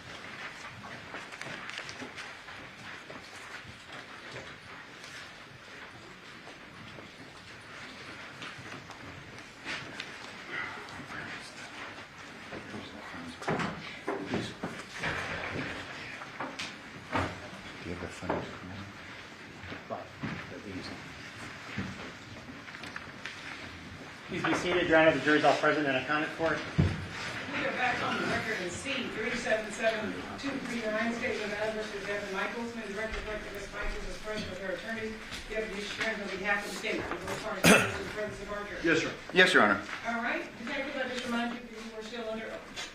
Yes, ma'am. Mr. Johnson, you may begin your cross-examination. Thank you. Good afternoon, Detective. Good afternoon.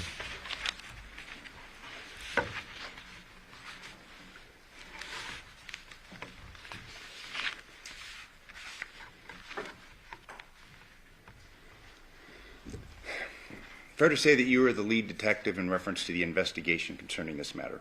Yes. And while you worked with the group, I mean, you made the primary decisions. You made the primary calls. Fair to say? Sure. Fair to say, yes. Fair to say. I mean, I don't want to put words in your mouth, but fair to say that, I mean, you were the lead agent in this case. Yeah. Collectively, though, we, as a unit, we do discuss the case entirely, and when decisions are made, we do collectively make decisions together. Approximately how many detectives were involved in the investigation of this case? As far as the crimes against person unit, or you're talking like the entire? Overall. I couldn't tell you the exact number of detectives that helped out with the case.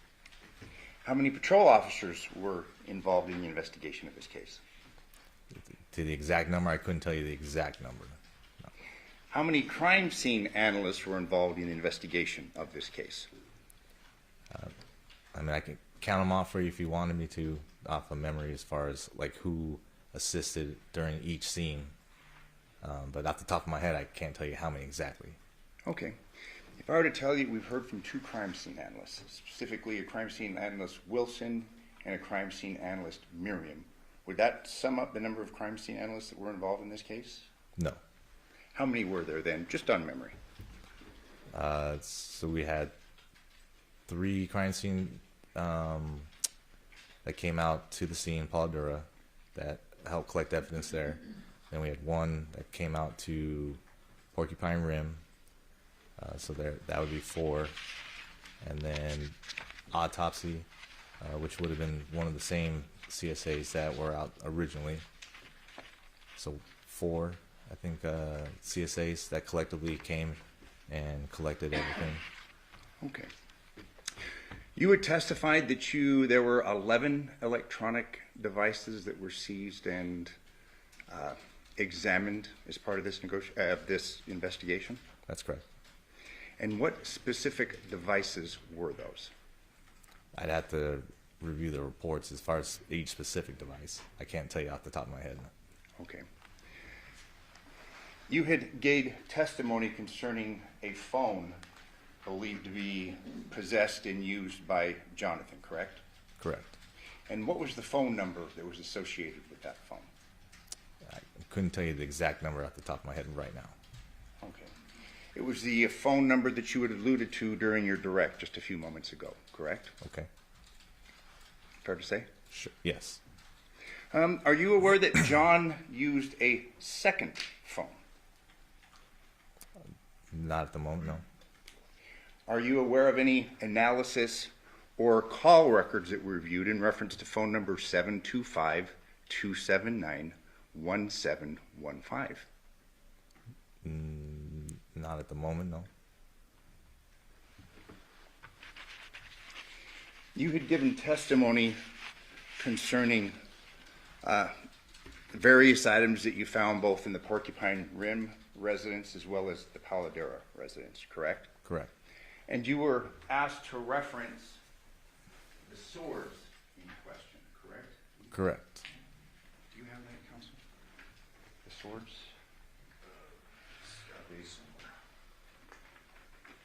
And we don't take issue with the photograph, but I have some questions concerning that.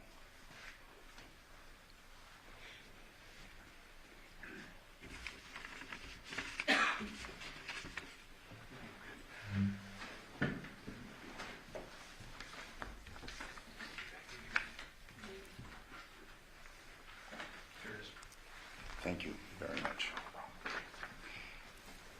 In order to just not keep adding exhibits, we're going to use the state's exhibit. It's exhibit 659. These were swords that you gave a testimony concerning that were found in the Porcupine Rim residence, correct? Correct. You had testified that there was no blood on the blades, but all we have is this photograph of the swords, correct? I believe I said that I wasn't positive as far as being blood on the blades, but as far as when we examined them, which I didn't examine myself, but was told that there was no blood or any type of evidence on them that we believe was evidentiary value, and that they looked like prop collector stuff items. These weren't seized as part of this investigation, correct? They were not. They were not preserved or kept, impounded into evidence, correct? They were not. So basically we have this photograph of these three swords, correct? Correct. And your testimony is that, well, I think you said, I don't think there was blood on them, correct? No, I believe that I was told that there was no blood on the actual swords. And who would have told you that? The detectives that were conducting the search warrant at the time. Detective Lippisch, we heard from him earlier today, would have been Detective Lippisch. I'd have to go back and see who was at the house on the first search warrant at Porcupine Rim. Fair to say we don't have any photographs wherein the blades are shown or preserved for a later hearing, like the trial. That's correct. No swabs were taken of either the blades or the handles, correct? Correct. No analysis, forensic analysis was done of these blades, correct? Correct. No fingerprint analysis was done on these swords, correct? Correct. Including the blades. Correct. And we're dealing with a decapitation case, correct? That is correct. Fair to say that samurai swords would kind of fall in that realm of importance when it comes to a decapitation case? Depending if they were real samurai swords. Well, and you're saying that you're not, but what do we have to show that they aren't? We have the photographs. I understand what you're saying. Yeah, I mean, we have these photographs. We don't have a photograph of the blades, do we? But correct. We don't have any analysis concerning the steel of which the blades presumably were made, correct? Correct. We just have this photographs of the swords, correct? Correct.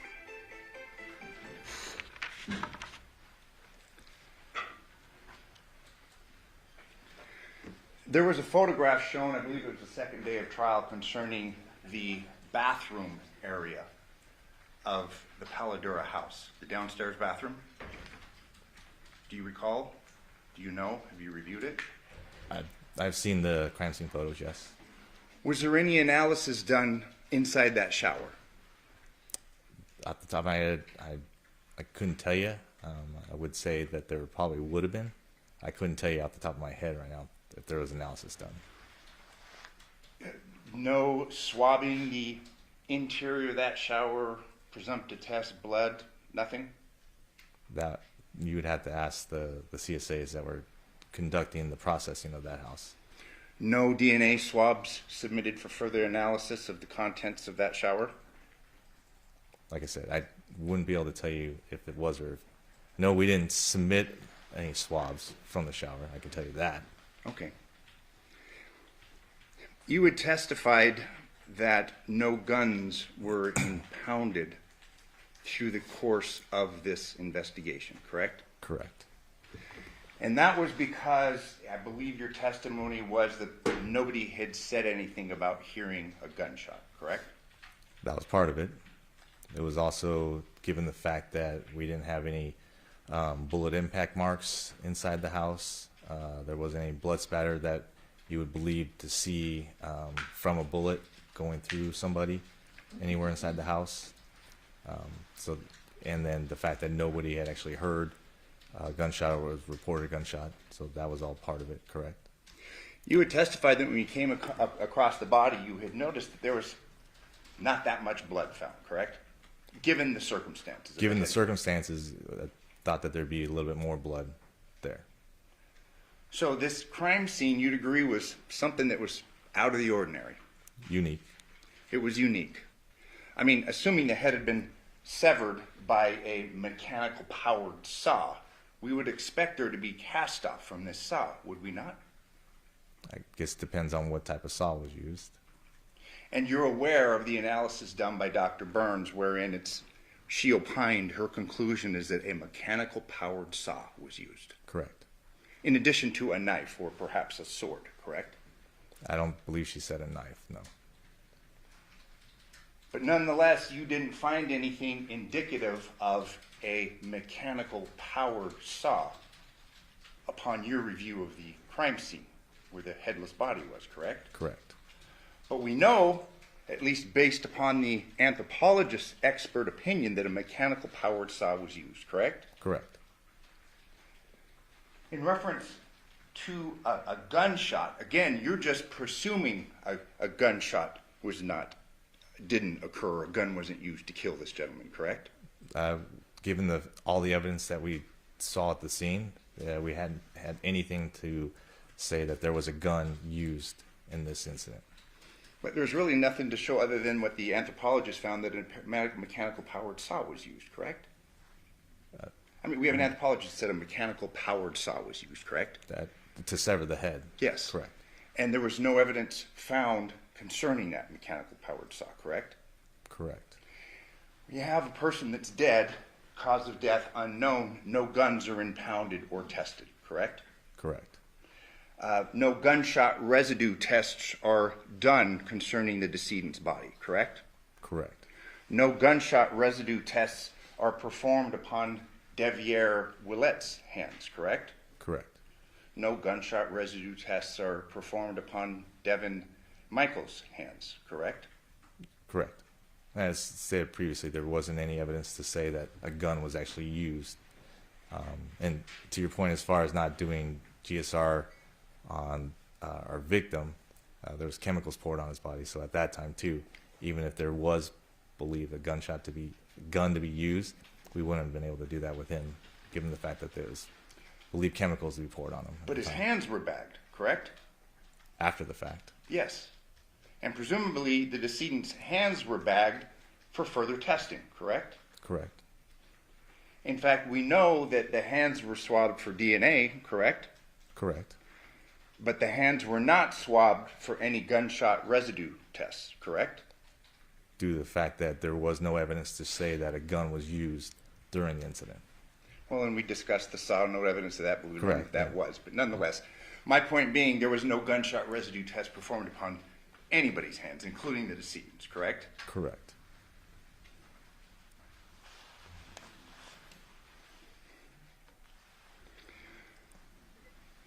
You were present during the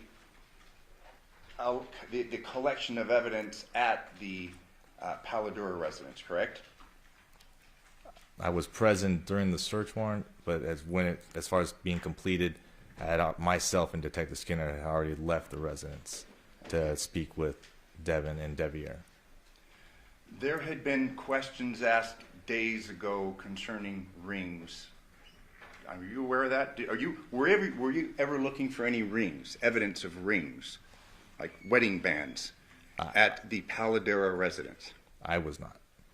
And you were the lead detective, correct? Correct. You've obviously reviewed the crime scene photos taken at the Paladura residence, correct? Correct.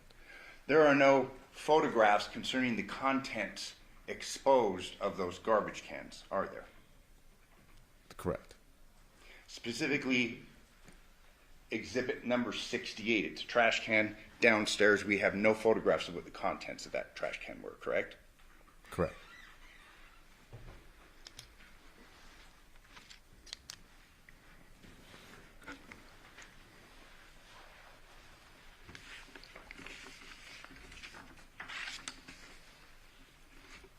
In reference to electronic devices, I'm going to show you what's been marked and by the state, state's exhibits 284 and 287. This is 284. This is the Porcupine residence. And I'm going to ask him some questions concerning electronic devices. We have an Xbox here, don't we? That's correct. And I'm showing you state's exhibit 287. That's an Xbox here, correct? believe so. I couldn't tell you just looking at that picture right there. You'll agree that in the course of the investigation, reviewing text message and otherwise, Devyn Willette was a gamer, wasn't he? I don't remember saying that. Okay. You're not aware of texts, he's gaming, complaints from Devyn concerning him playing all the time? Not aware of that? I'd have to review the text messages. That's an electronic device, correct? Correct. And you're aware that gamers are able to communicate with one another through a game platform, like an Xbox. Correct. That Xbox was not seized or analyzed for potential evidence, was it? It was not. So you'll agree with me that all of the electronic devices were in fact not seized or analyzed through the course of this investigation? From your definition of electronic devices with the Xbox, yes. Not all of them were collected. That one in particular, in the room that Devyn and Devyn shared, that was not collected, correct? I couldn't tell you if they shared it or not, but that one was not collected, no. You were asked concerning tennis shoes, shirt, shorts that presumably Devyn Michaels was wearing the night of August 6th, correct? Correct. This search warrant at the home was executed on August 7th, 6 p.m., give or take? Approximately. She had given an interview at 7:55 p.m. wherein she had discussed being in the terrible hearse with Johnathan, correct? Correct. The video that we saw from a prior witness, that was collected by Detective, I believe, August 11th. Does that conform with your recollection? I don't know the exact date it was collected, but it would have been after the search warrant. After the search warrant. So when we heard testimony from crime scene landless Miriam concerning, well, shoes weren't recovered, shorts weren't recovered, this search was going on when shoes were not being looked for, correct? The search occurred prior to your learning about the video and what Devyn was wearing, correct? Correct. Or we had video from the Burlington Coat Factory, and I believe pictures that were being sent from the other detective that reviewed that video. And so all we had at that point, I think, was the dress that we had actually seized from the residents at that time. Let me ask you about that. Since we're on that point, do we have copies of this Burlington video that's been referenced to? We do not. You didn't preserve that, did you? We did not. So we've heard testimony concerning, we're basically discrediting a story where someone comes up to the daughter, but we don't have the benefit of that video to review, do we? No.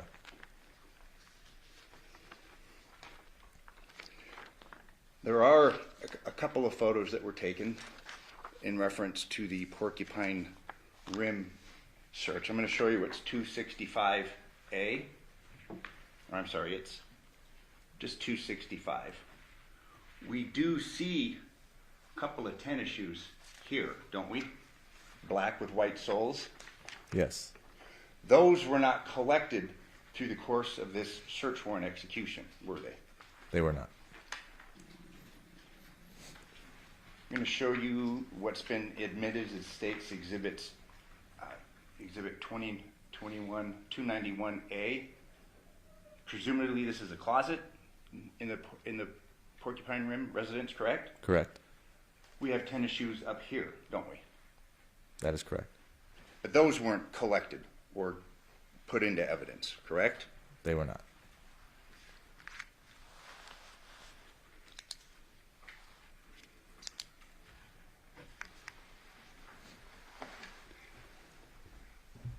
We had heard testimony from Dr. Burns in reference to a bone chip missing when the head was severed at the Paladura residence.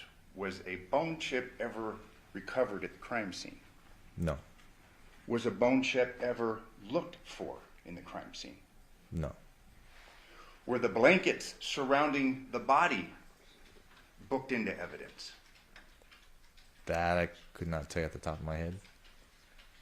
If I told you that there's been testimony that there wasn't, would you have any reason to disagree with me? If you told me to say that again, That they weren't? that they weren't taken, Yeah. okay, yeah, wouldn't have any reason to disagree with you. The blanket on top, the surrounding, I mean, the mattress, none of that was taken and impounded into evidence, correct? Correct.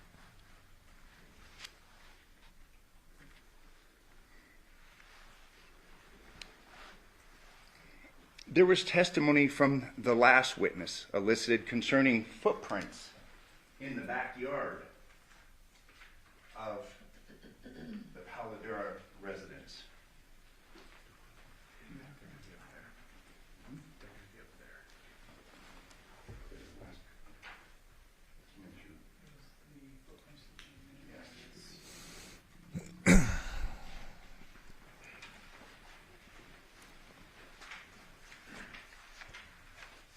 We had marked and admitted, and the court will have them, exhibits of footprints. You were aware of these footprints in the backyard? Correct. They were measured. Correct. Any further analysis done on the footprints in the backyard where this dead body's found? As in what type of analysis? Size comparisons. To, Male, female, shoe size. I do not believe so. They were documented, but they weren't followed up on, correct? Correct. Are you aware of what size Devyn Willette his feet are? I could not tell you at the top of my head, no. Were any of his shoes seized? No.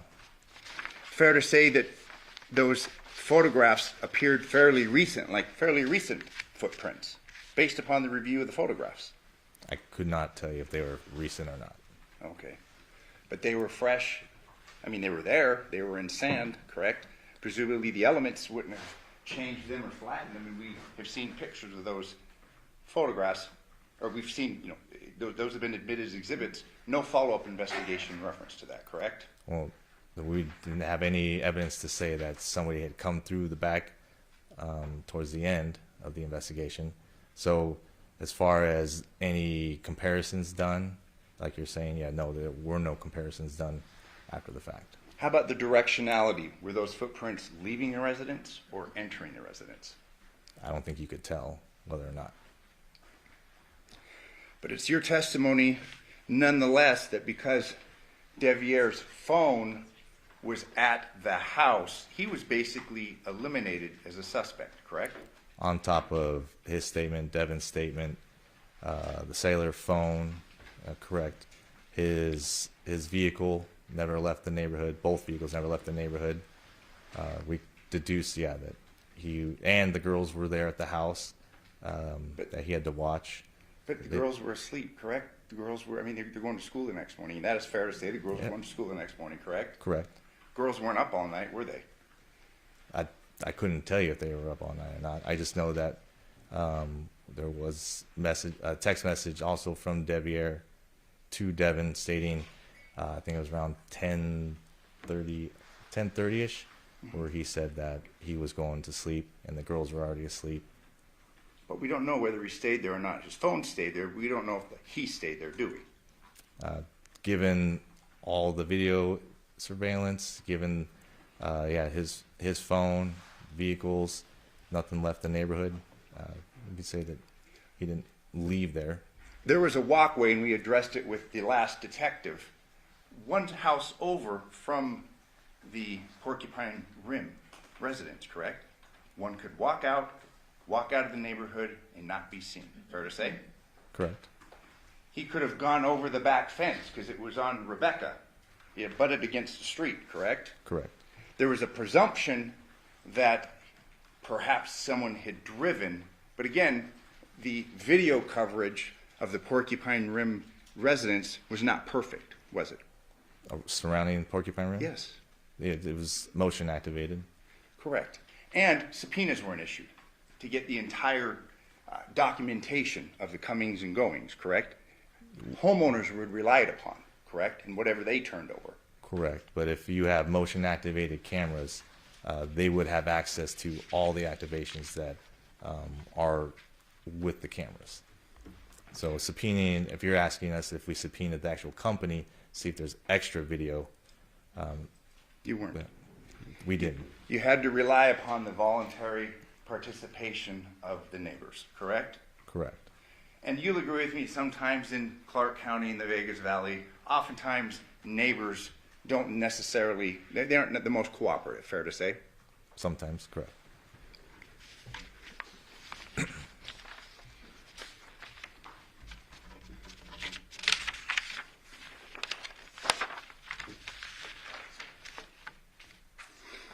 In reference to the analysis of Devier's phone, while that phone was at the Porcupine Rim residence, there wasn't any activity on it during the night, correct? Activity as far as what? Anything on the screen, apps, things being done. Are you aware of that? That I couldn't tell you. If a phone is left and a person crosses the valley, if there's no activity on that phone, that would be consistent that the person isn't with that phone, correct? Say that again? Yeah, if a phone is left, let's say a person leaves his residence, okay? Let's say Devier leaves the Porcupine Rim residence and goes to the Paladero residence and he leaves his phone behind. You wouldn't expect for there to be activity on that phone, correct? Correct. And the lack of activity on that phone would be consistent with that phone having been left there, correct? Correct.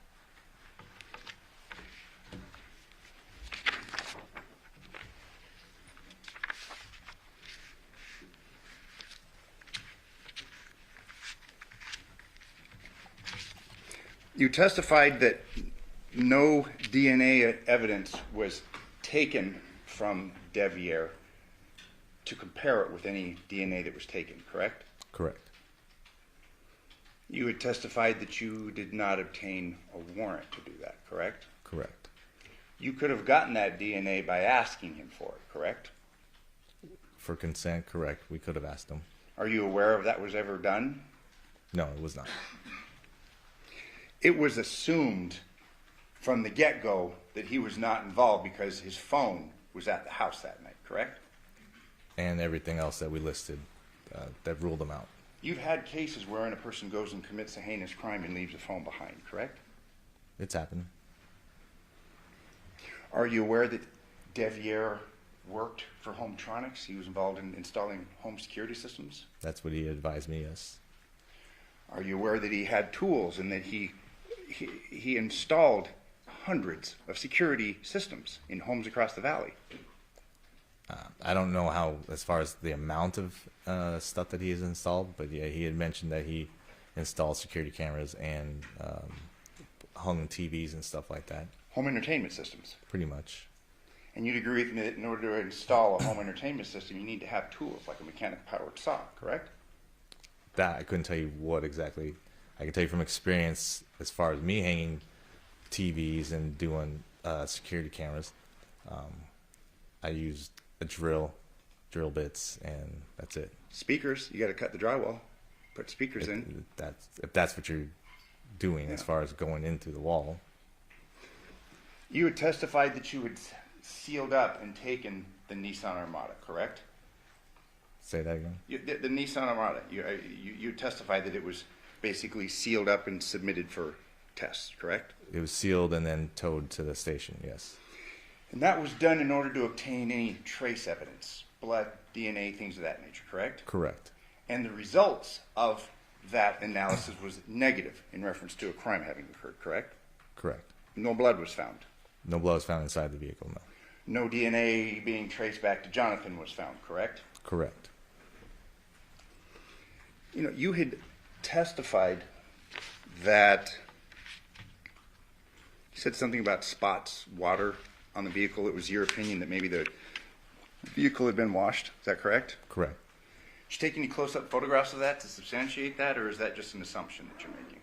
That's from what looking at the vehicle on scene, and yeah, noticing that there were water spots on the vehicle. The inside of the vehicle was kind of a mess, wasn't it? Maybe not teenager mess that we heard from another witness, but I mean, it was not very clean, was it? I guess it's whatever you consider clean. It's cleaner than my vehicle, so I considered it clean. We had heard testimony, I believe it was from Detective Spangler, concerning a stop at Funnies. Are you aware of that? Under the analysis at the Burla, the morning of the 7th. No. We'd heard testimony, I think Detective Spangler had referred to it as Burla, or I'm sorry, through his analysis as like a Funnies car wash, but Funnies is a gas station, isn't it? I couldn't tell you. I'm going to show you what's been marked as Defense Exhibit X3. Move to admit and move to publish. Did you say X3? X3. Okay, X3 will be admitted. This is Funnies. There is a car wash off to the side. There's also gas pumps, correct? Correct. As far as the analysis of the location of the vehicle, are you aware that it's consistent with being at a gas pump versus a car wash? Like one or the other? Yeah. No analysis done on this? As far as it going to fill up gas or going through the car wash? Is that what you're asking? Yeah. We heard testimony from part of your team that the vehicle stopped here, presumably after going to the school on August 7th. Yeah. If you're asking if we can say that it went through to get gas or the car wash, I couldn't tell you which one it did. We heard testimony that under the Burla that it was turned off, the vehicle, when it was at Funnies. Are you aware of that? No. You'd agree with me that you turn your car off to fill it up with gas. You don't Yes. leave your car running generally, correct? No. You drive through a car wash, don't you? Correct.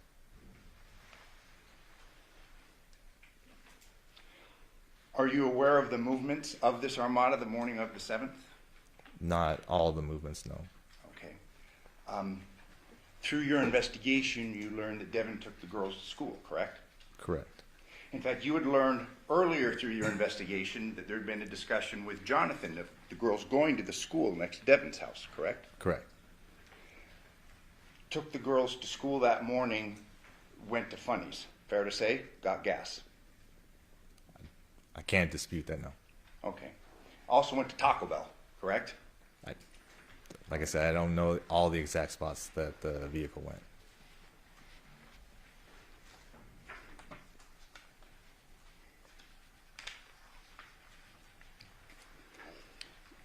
You had given testimony in reference to the wallet belonging to Johnathan's Social Security card. You recall that testimony? Yes. There had been evidence found through the extraction that Johnathan had lost his wallet and then found it August 6th of 2023, correct? I don't remember the exact dates, but I do remember, yes, that Devyn actually mentioned that to us also, and that we did see the pictures in the phone. Okay, so Devyn told you that he had lost the phone the day before, August 6th, and then the phone analysis confirmed that there was text between the two of them where he'd lost his wallet. And said, hey, yes, correct. Lost the found it. wallet, not the phone. Okay, the wallet, Social Security, those had been lost and they'd been found just the day before, correct? Correct. You'd agree with me that obviously finding those items in the house would be consistent with Johnathan moving into Devyn's house, correct? No. Well, I mean, he'd lost his things. She had told you that he had lost things before and she'd given him items, correct? That's what she had told us, yes. All right. And you've moved before. You'd agree with me that moves can be hectic, correct? Correct. Especially if girls, young ones are involved, correct? Correct. All the evidence points to the days leading up to this that a move was occurring wherein Johnathan was moving in with Devyn, correct? Correct. The girls had been at Devyn's house since around May 27th of 2023, correct? I don't know the exact day, but I believe that she told us they were there up until school ended, and then once school ended, the kids went with her. Yeah, and they were with her all summer, correct? Correct. And then through the course of your investigation, you learned that they were going to try things again and that Johnathan was moving in with her and the girls, and that was the plan, correct? That's what we were told, yes.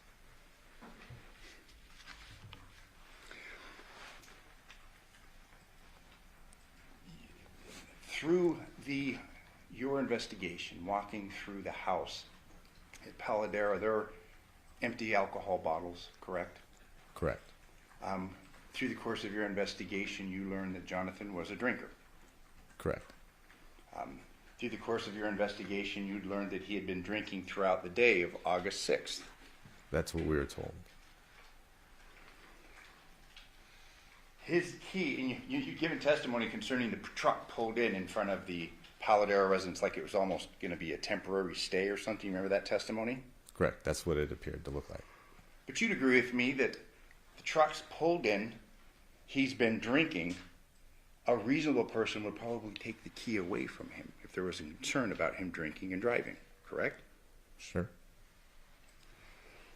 You had testified that when you came up the driveway, Porcupine Rim, it's your testimony you saw a cell phone off to the side, correct? Correct. That was the side of Devyn's vehicle, correct? Correct. You had testified that she was moving things. It appeared she was carrying items into the residence, correct? That's what it appeared to be. You can't say when that phone was dropped, whether it was accidentally or otherwise through the course of this move, correct? No, not exactly. You are aware through the analysis of the phones that Devyn had sent a voice note to Johnathan's phone at about 4 a.m., correct? Correct. And that concerned registering the girls in the morning, correct? I believe so.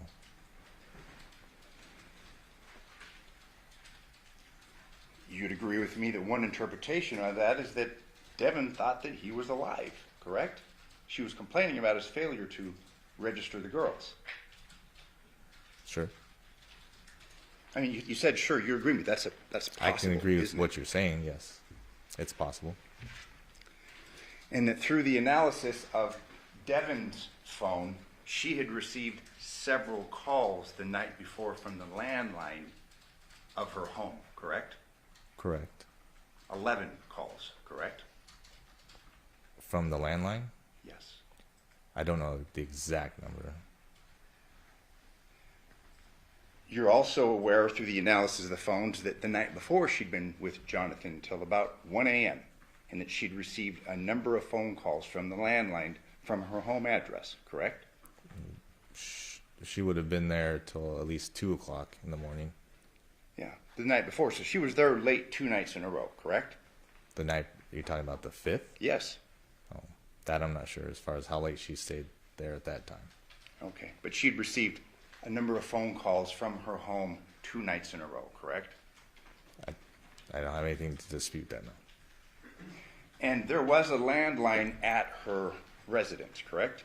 That's what she told us, yes. Devier, if you're aware, has testified that there was no landline at the residence. Are you aware of that? No. You had been asked concerning your interview with Devier and how he had minimized the relationship, the type of relationship that he had with Devyn, correct? Correct. He outright lied to you, didn't he? Like I said, he minimized his relationship with her, yes. He was asked by you if they slept in the same bed, and he said no, correct? Correct. That was a lie, wasn't it? Correct. You had asked him if they were intimate, and he said no, correct? Correct. That was a lie, wasn't it? It's what, yeah, he told us, and what Devyn had told us also. They were both minimizing that relationship. They were both covering for Devier. Isn't that right? Minimizing their relationship. Later on through the course of the interview, Devier says that he didn't know his dad was moving in, correct? That's what he had said. But that was a lie, wasn't it? Based upon the analysis of the phones and interviewing witnesses, correct? That he didn't know that his dad was moving in? Yeah. I think through the course of the investigation, he had said that, yeah, he didn't know, but it was aware that the plan was John was going to move in. Because I think he actually had said during our interview that he basically he knew that Yoko was trying to kick him out because he wasn't paying rent. And at the same time, he basically was told that he wasn't going to allow his dad to be homeless. So he said, yeah, I don't want my dad to be homeless, so I'll agree. And I was going to move out for a little bit. And But then he later was untruthful in saying, in reference to the knowledge of his dad moving in and him having to move out, correct? I don't believe that was in the interview that I conducted. Okay. You had testified that when you interviewed him in the morning of the 7th, I'm referring to Devier, he told you he'd been drinking, correct? Correct. But you're unaware if he'd been drinking continuously from the night before, correct? You don't know. I don't. Just from what he told me, that he started drinking as soon as he got home, after finding out about his father's death. Are you aware of where he went the morning of August 7th? Not specifically. We do have his phone tracks that show that he had driven around town. Okay. But you really didn't follow up or look too closely at that because he really wasn't on the radar. In fact, he was told that he was under the radar, correct? Correct. Detective, you'd agree with me that this was not a complete investigation. No, I would not agree with you. So it's your testimony that this was a complete investigation? Yes. Given all the things that we have talked about, it was a complete investigation, that's your testimony. Correct. Finally, in reference to the autopsy, you testified that you were present during the course of the autopsy, correct? That is correct. And you reviewed the autopsy report? Correct. In your opinion, was the autopsy report correct concerning its various findings? And I'm not asking for a legal opinion, but was it accurate? I can't argue that it wasn't. Okay. States here, page 2, tattoos, and this is in reference to Jonathan's body. It states no tattoos identified, correct? I couldn't tell you if that was part of it, no. If I may approach the witness? Yes. I'm referring to page 2 of the autopsy report.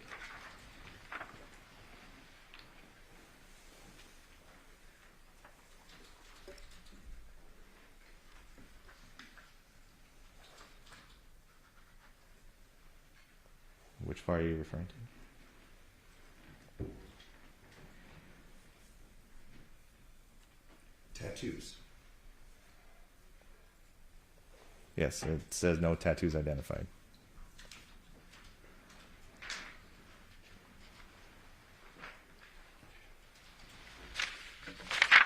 If I could have these two marked.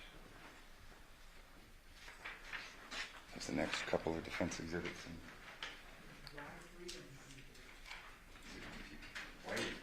Why is he in Z3? Yes, Y3 and Z3. Y3 and Z3.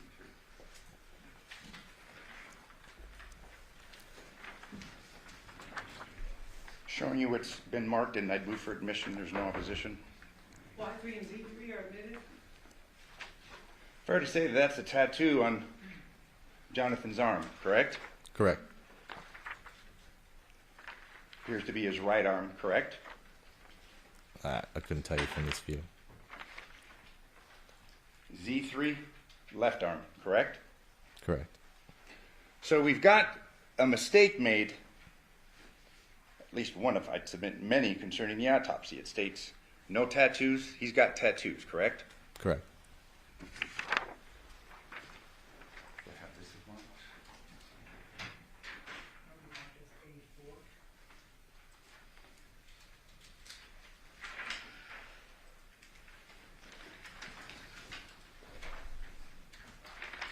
Move for admission of A4. No.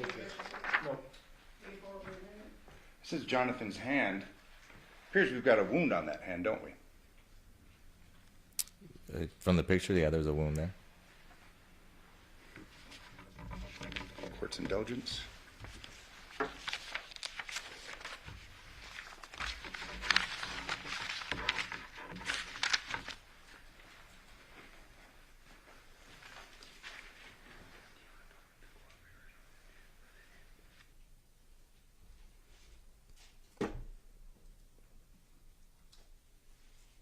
Just one final question. Through the course of your investigation, you came in contact with the Principal Leatherman, and it was learned that Johnathan and Devyn were planning on enrolling the girls to the school next to Devyn's house, correct?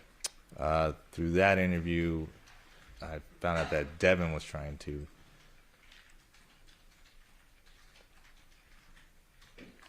Then you make reference to Johnathan wanting to enroll the girls with her, correct? At the school near her house. I believe so, yes. Thank you. I have no further questions.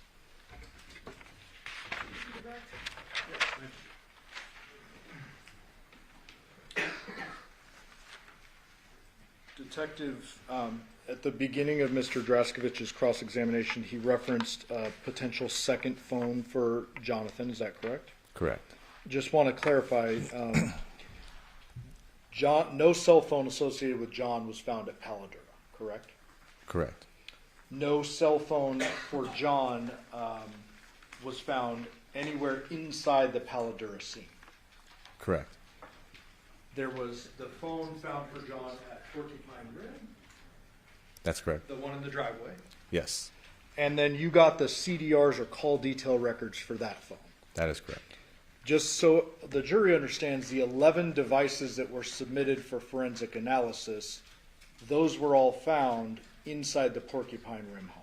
That is correct. So if John may have had a second phone, it's not his active phone at the time. That is correct. In fact, there's activity on John's phone on the 6th into the morning of the 7th, and we know that's the one he was primarily using. That's correct. With regard to the swords and the shower at Paladura, you indicated that you don't know what exactly was done with those items, correct? Correct. But you can say that the swords were found at Porcupine Rim, the shower would have been at Paladura. We agree there. That's correct. And if someone has an item in their home, do you expect for DNA, their own DNA, to be found on it? That is correct. And so let's talk about the swords for a second. If defendant's DNA is found on it, or Devier's, would that be shocking considering the fact that it's in their home? No. Same thing with the shower. There's been testimony that Miss Michaels has been in and out of the Paladura home several times. John obviously lives there. Devier's lived there in the past. If there's DNA found in the shower, would you be shocked by any of those people? No. That's not necessarily an investigative tool that will help you answer an unanswered question. Correct. There was some questions about the shoes and the clothing associated with the defendant, and I just want to make sure everyone understands. There was the initial search warrant at Porcupine Rim on August 7th, correct? Correct. And then at a subsequent date, I can't remember off the top of my head, they went back and took more photos, Correct. and they found those blue shorts. That is correct. Okay. The white tank top that you see in that Chevron video, was that ever found? No. And then there was photos of, I believe it was 2 sets of black and white shoes. You recall that? That's correct. But your testimony is no one ever found the black and white shoes with the big white Nike swoop That is correct. that was seen in that Chevron video. Yes.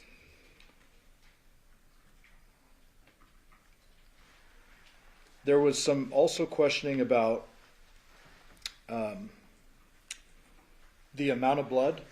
You would expect more, correct? Correct. You cannot testify to this jury whether or not the person who did the killing put a towel over the head or anything like that when the real wet work was happening, correct? Correct. In fact, there's evidence to suggest there's a lot of evidence removed from the scene. Correct. One big glaring piece of evidence, correct? That is correct. At least. There was some testimony about the shoe prints in the backyard. Yes. It's kind of the same line of questioning. You can't time shoe prints, correct? No. So if there is a shoe print in the backyard, it could be from anyone who's ever been in that residence. Correct. Now, the point Mr. Draskovich made is a good one. Maybe wind blows and it would look more weathered or something, but you can't say when that shoe print was left, no matter how much testing you do with that. I could not know. You were discussing how you ruled out Devier, and you kept saying it was a multitude of things. It wasn't just you take his word for it that he wasn't there, correct? Correct. May I approach? Yes. Showing you state 663, you recognize that? Yes. What is that? A Google map showing directions from one place to another. And specifically walking directions from 5510 Porcupine Rim to 2698 Paladura. Correct. I move for the admission of that. No objection. 663. Just real quickly for the record, what's the walking distance between the two? Looks approximately 7 hours and 27 minutes. And that's, to be fair, that's just one route. Like, I'm sure there's hundreds of different combinations of streets you could take, correct? Correct. But fair to say it's quite a ways across town. Correct. And you indicated that the video surveillance ruled out Devier's vehicles from having either left his home or entered the scene. Correct. At Paladura. That is correct. Mr. Draskovich asked you about activity on Devier's phone. He's basically saying, like, it was left at home. You got that line of questioning. Correct. And asking if there is activity on it. And I believe his question was that would be consistent with him not being with the phone. Do you remember that line of questioning? Correct. Could also be consistent with him being asleep. That is correct. So that doesn't tell you much. And would you defer to the expert that we haven't called yet, Clinton Campbell, Detective Campbell, when it comes to any technological findings on the phones? Yes. Okay. So he's better suited to answer those That questions. is correct. Okay. Mr. Draskovich asked you about these post-homicide text to John from the defendant, correct? Correct. And he said one interpretation is that she thought he was alive, correct? Correct. Another interpretation is that she was alibying herself, correct? That is correct. In fact, the killer in this case took substantial steps to cover up what he or she had done, correct? Correct. And taking a head from a crime scene is kind of an extreme example of covering up. Very extreme. Not exactly shocking to see an alibi text. Correct. The autopsy, there was just an autopsy photo shown suggesting Mr. Draskovich's word was wound on A4. Remember that? Yes. You're not a forensic pathologist, correct? Correct. You're not a medical doctor, correct? Correct. Would you defer to the doctor's testimony as it relates to injuries? Correct. Have you ever heard the term slippage before? Yes. Understanding you're not a doctor, so if you're not comfortable answering, what is slippage generally? After, basically, we would say slippage, skin slippage, at post-mortem, as the body starts to decay. When you touch the body, the skin actually can start slipping off the body since it's decaying at that point. Okay. And so when you agreed with Mr. Draskovich, hey, that looks like a wound, ultimately you're going to defer to a medical doctor as to whether that's a wound or not. Correct. And what exhibit was that? A4. A4. Yeah.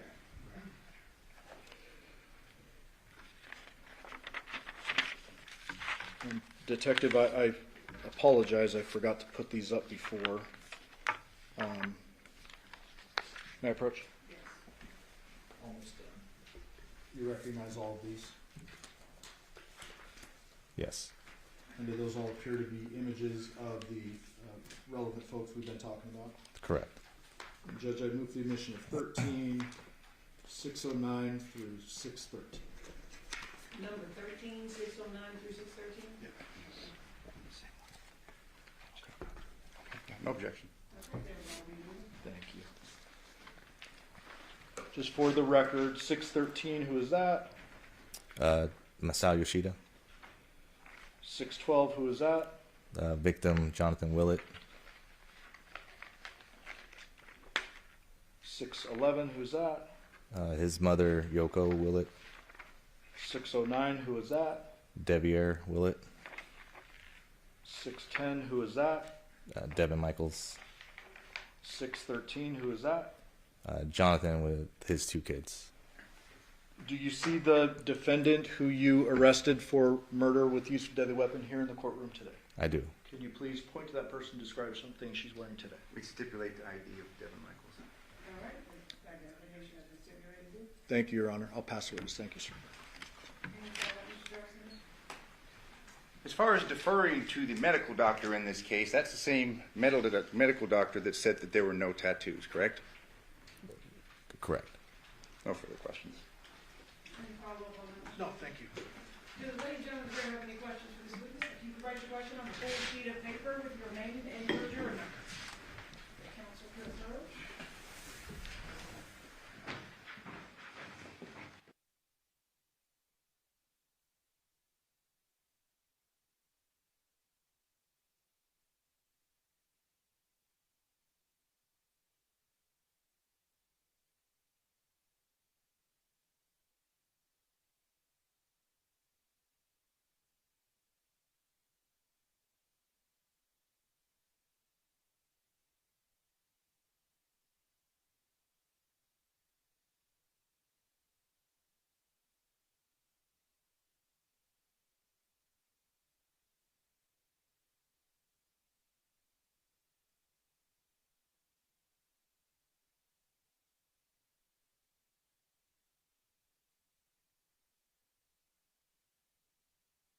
Detective, Yes, ma'am. was there an inventory of tools taken in Devyn's work van and verified with his employer? There was not.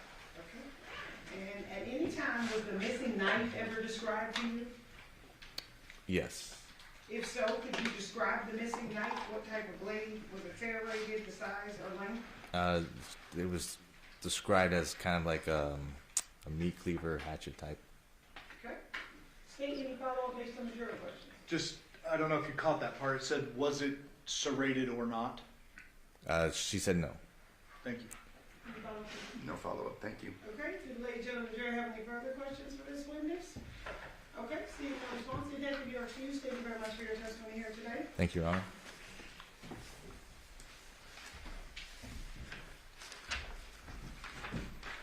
State, may I call your next witness? State's next witness is Elizabeth Papakostas.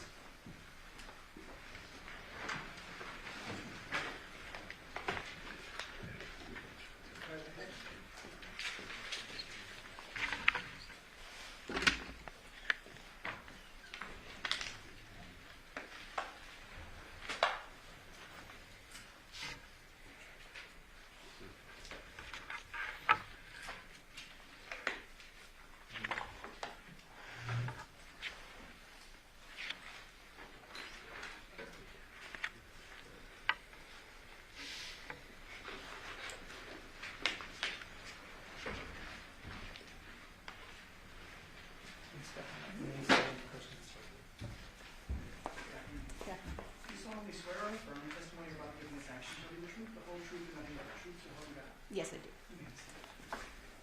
Ma'am, if you please state your full name and spell it for the record.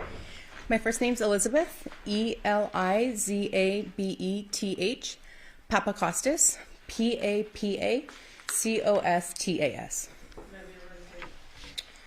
Good afternoon, ma'am. Good afternoon. How are you employed? I'm currently a forensic scientist at the Las Vegas Metropolitan Police Department Forensic Laboratory, and I'm in the biology DNA unit. How long have you worked in that capacity? I started part-time at the laboratory in January of 2020. In February of 2020, I was promoted to a forensic laboratory technologist. And then in October of 2022, I was promoted into a forensic scientist position. And you mentioned your unit is the biology unit, is that right? Correct, biology and DNA. And what is that unit? We primarily focus on examining items of evidence for biological fluids, such as semen, blood, and saliva. We also do examine items for what we call trace DNA, and we examine those items, we take them through the laboratory process, and then I also write reports. And you mentioned trace DNA. Can you please define that for the ladies and gentlemen of the jury? Trace DNA it was previously referred to as touch DNA. So it's commonly items that are handled, clothing that's worn by somebody, and essentially what it is the skin cells that come off when you're handling items. And you sort of touched on it, but can you go in depth about what your duties are in your position? Sure. In the laboratory, I can take physical items of evidence. Again, I'm looking for any signs of those biological fluids, and once I take those items, they go through a laboratory process, and then at the end of that process, data is generated. Once I have the electronic data, I can then evaluate that and make any comparisons to known individuals, and then I do write reports. And what is your training and experience that makes you qualified to be able to do this work? I hold a Bachelor's of Science degree from the University of Nevada, Reno. And then during my first position as a laboratory technologist, I underwent a training program. And then once I was promoted into my current position, I also went another training program. During that time, essentially, we work on mock casework. We go through a series of tests. We also do competency testing just to ensure that we're able to work on real-life casework. And then during that real casework, we're also supervised by other analysts in the lab. In addition to your previous training, do you also do ongoing training to make sure that you're up to speed on all the modern technology out there? Yes, every year we have to undergo at least 8 hours of continuing education. And you're up to date on that? Yes. You mentioned that you work at the Las Vegas Metropolitan Police Department Forensic Lab, is that correct? Yes. Is that an accredited lab? Yes, the lab is accredited. What does that mean? Essentially, accreditation is the recognition by an outside body that the laboratory is meeting a certain set of standards. And then also within that, we undergo audits, and essentially accreditation shows that the lab is producing reliable work. And have you testified in court before? Yes, I have.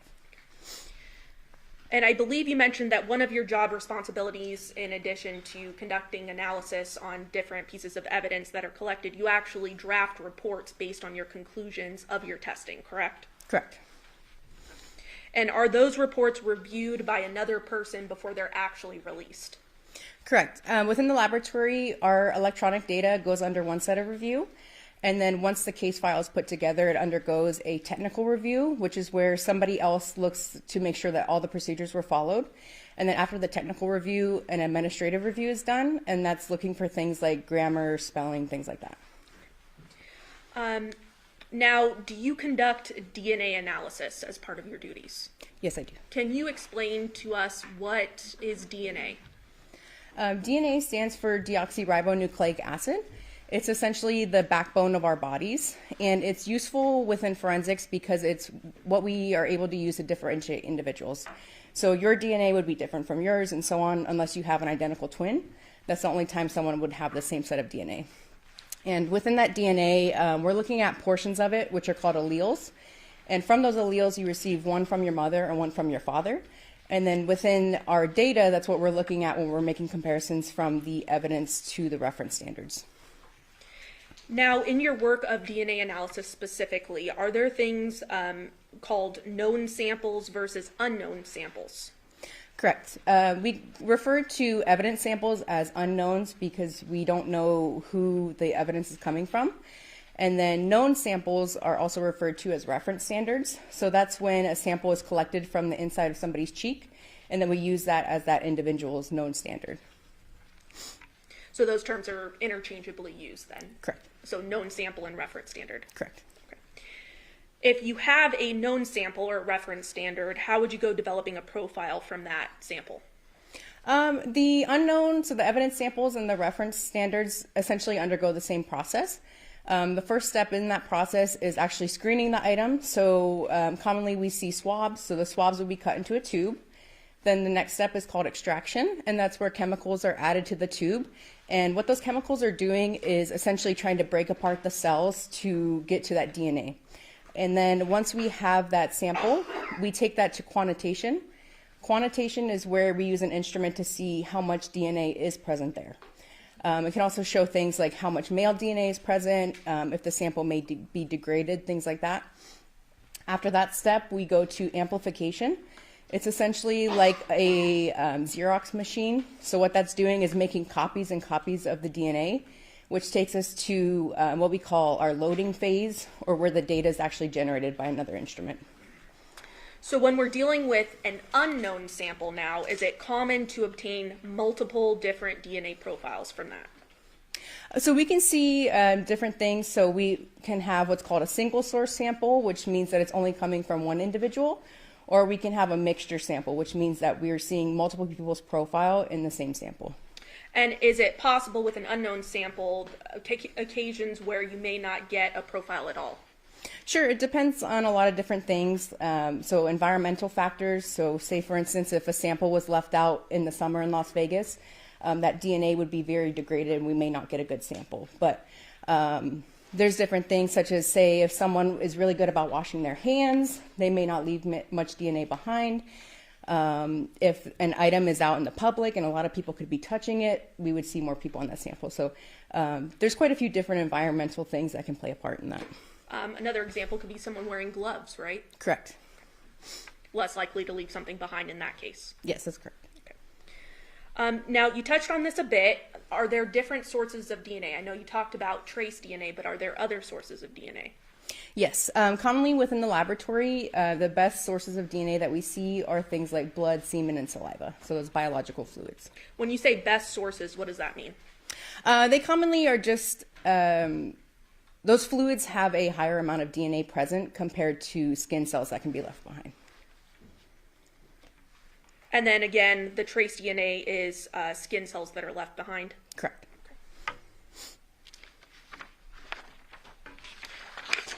Now that we have a little bit of a background, I do want to talk to you about this particular case that you're testifying for today.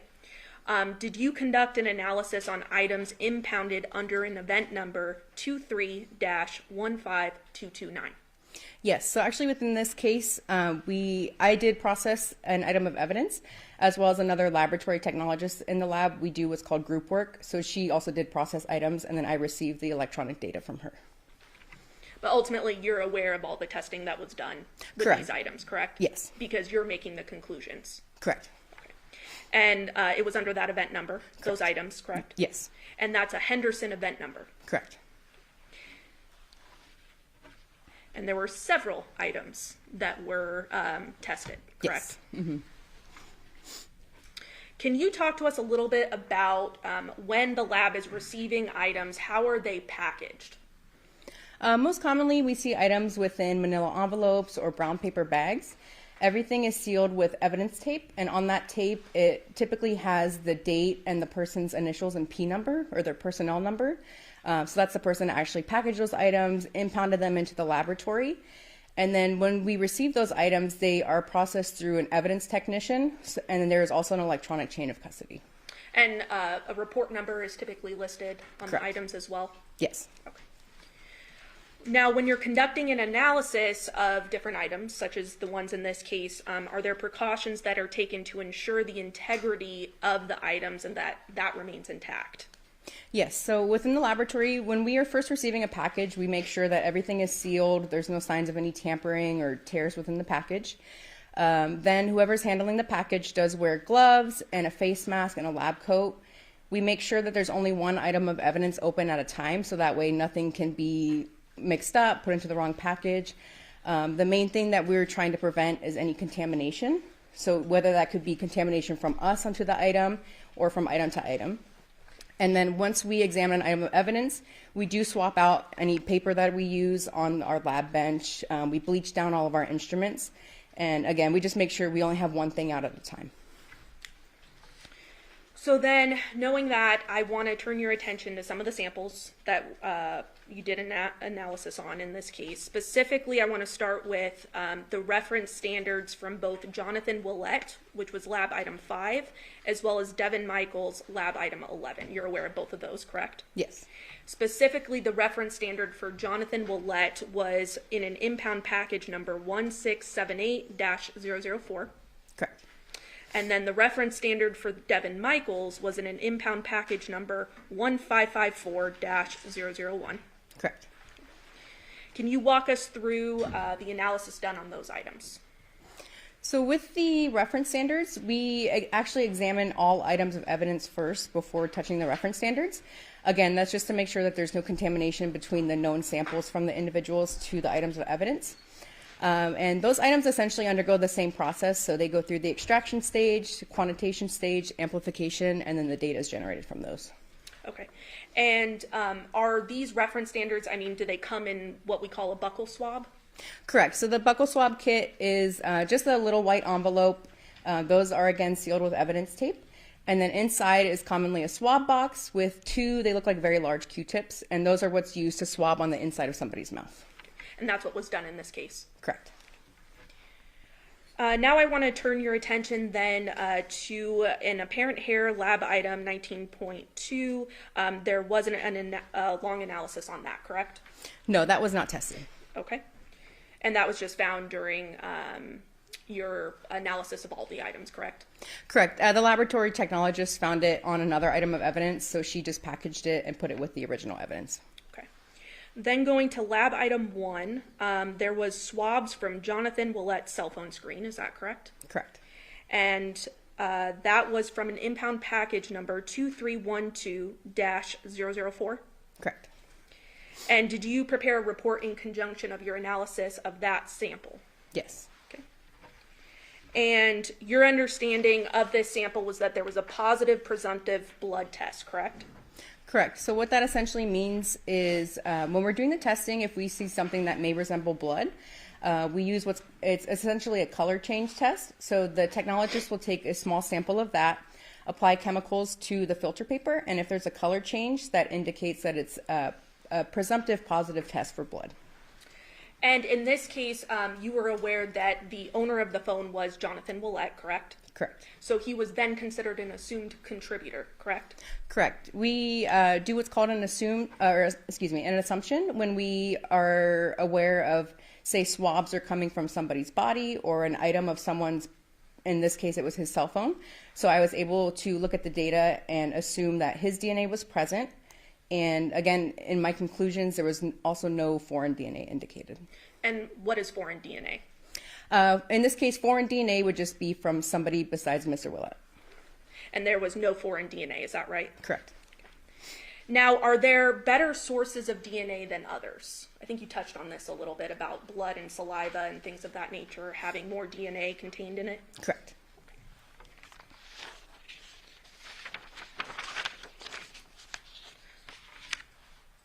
Then turning to the swab from underneath Jonathan's left-hand fingernails, that was lab item 6, correct? Correct.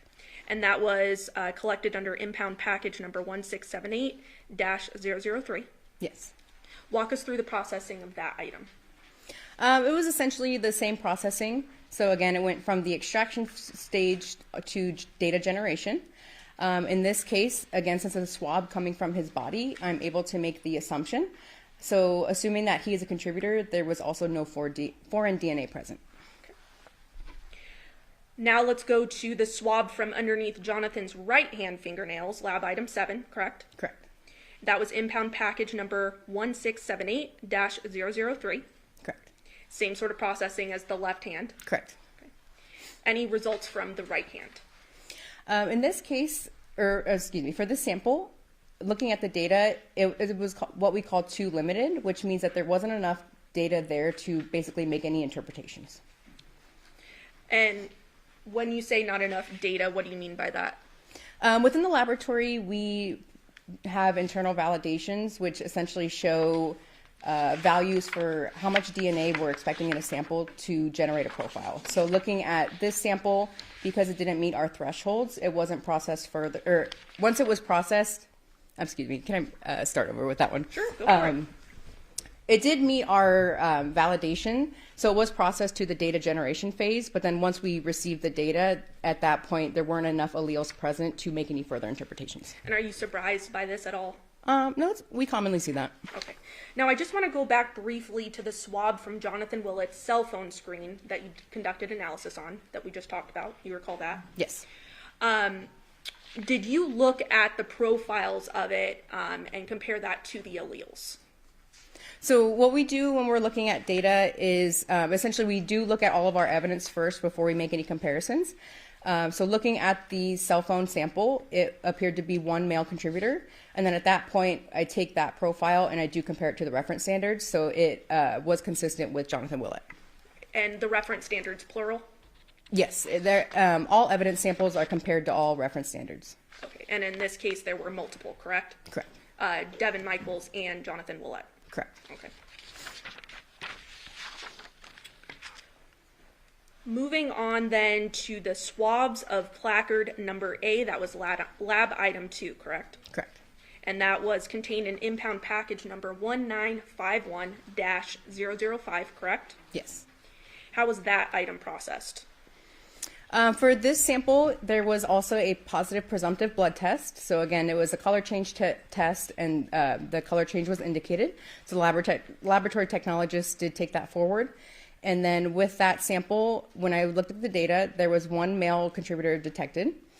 And when we're looking at our data, we also generate statistics. So our statistic is called a likelihood ratio. And essentially, what a likelihood ratio is trying to do is answer the question of how many times more likely is it to observe the DNA profile if the person is a contributor than if they are not a contributor. So in this case, I did generate a likelihood ratio for Johnathan Willette. Okay, and do you recall what that was? May I reference my report? Absolutely. Your Honor, may I approach? Yes. And with Your Honor's permission, I believe there's stipulation with defense. If I could leave these reports up here, just because there are multiple pieces of DNA that she may not have memorized. And that's completely fine. Absolutely. Okay, thank you. We're just not testifying from it. So specifically, swabs of placard number A, do you recall the likelihood there? Yes. What was it? So Devyn Michaels was excluded from the sample. And it is 223 octillion times more likely to observe this DNA profile if Johnathan Willette is a contributor than if he is not a contributor. How many zeros is that? It's 223 with 27 zeros. 27 zeros? Yes. Okay. Anything else from that specific item? No. Okay.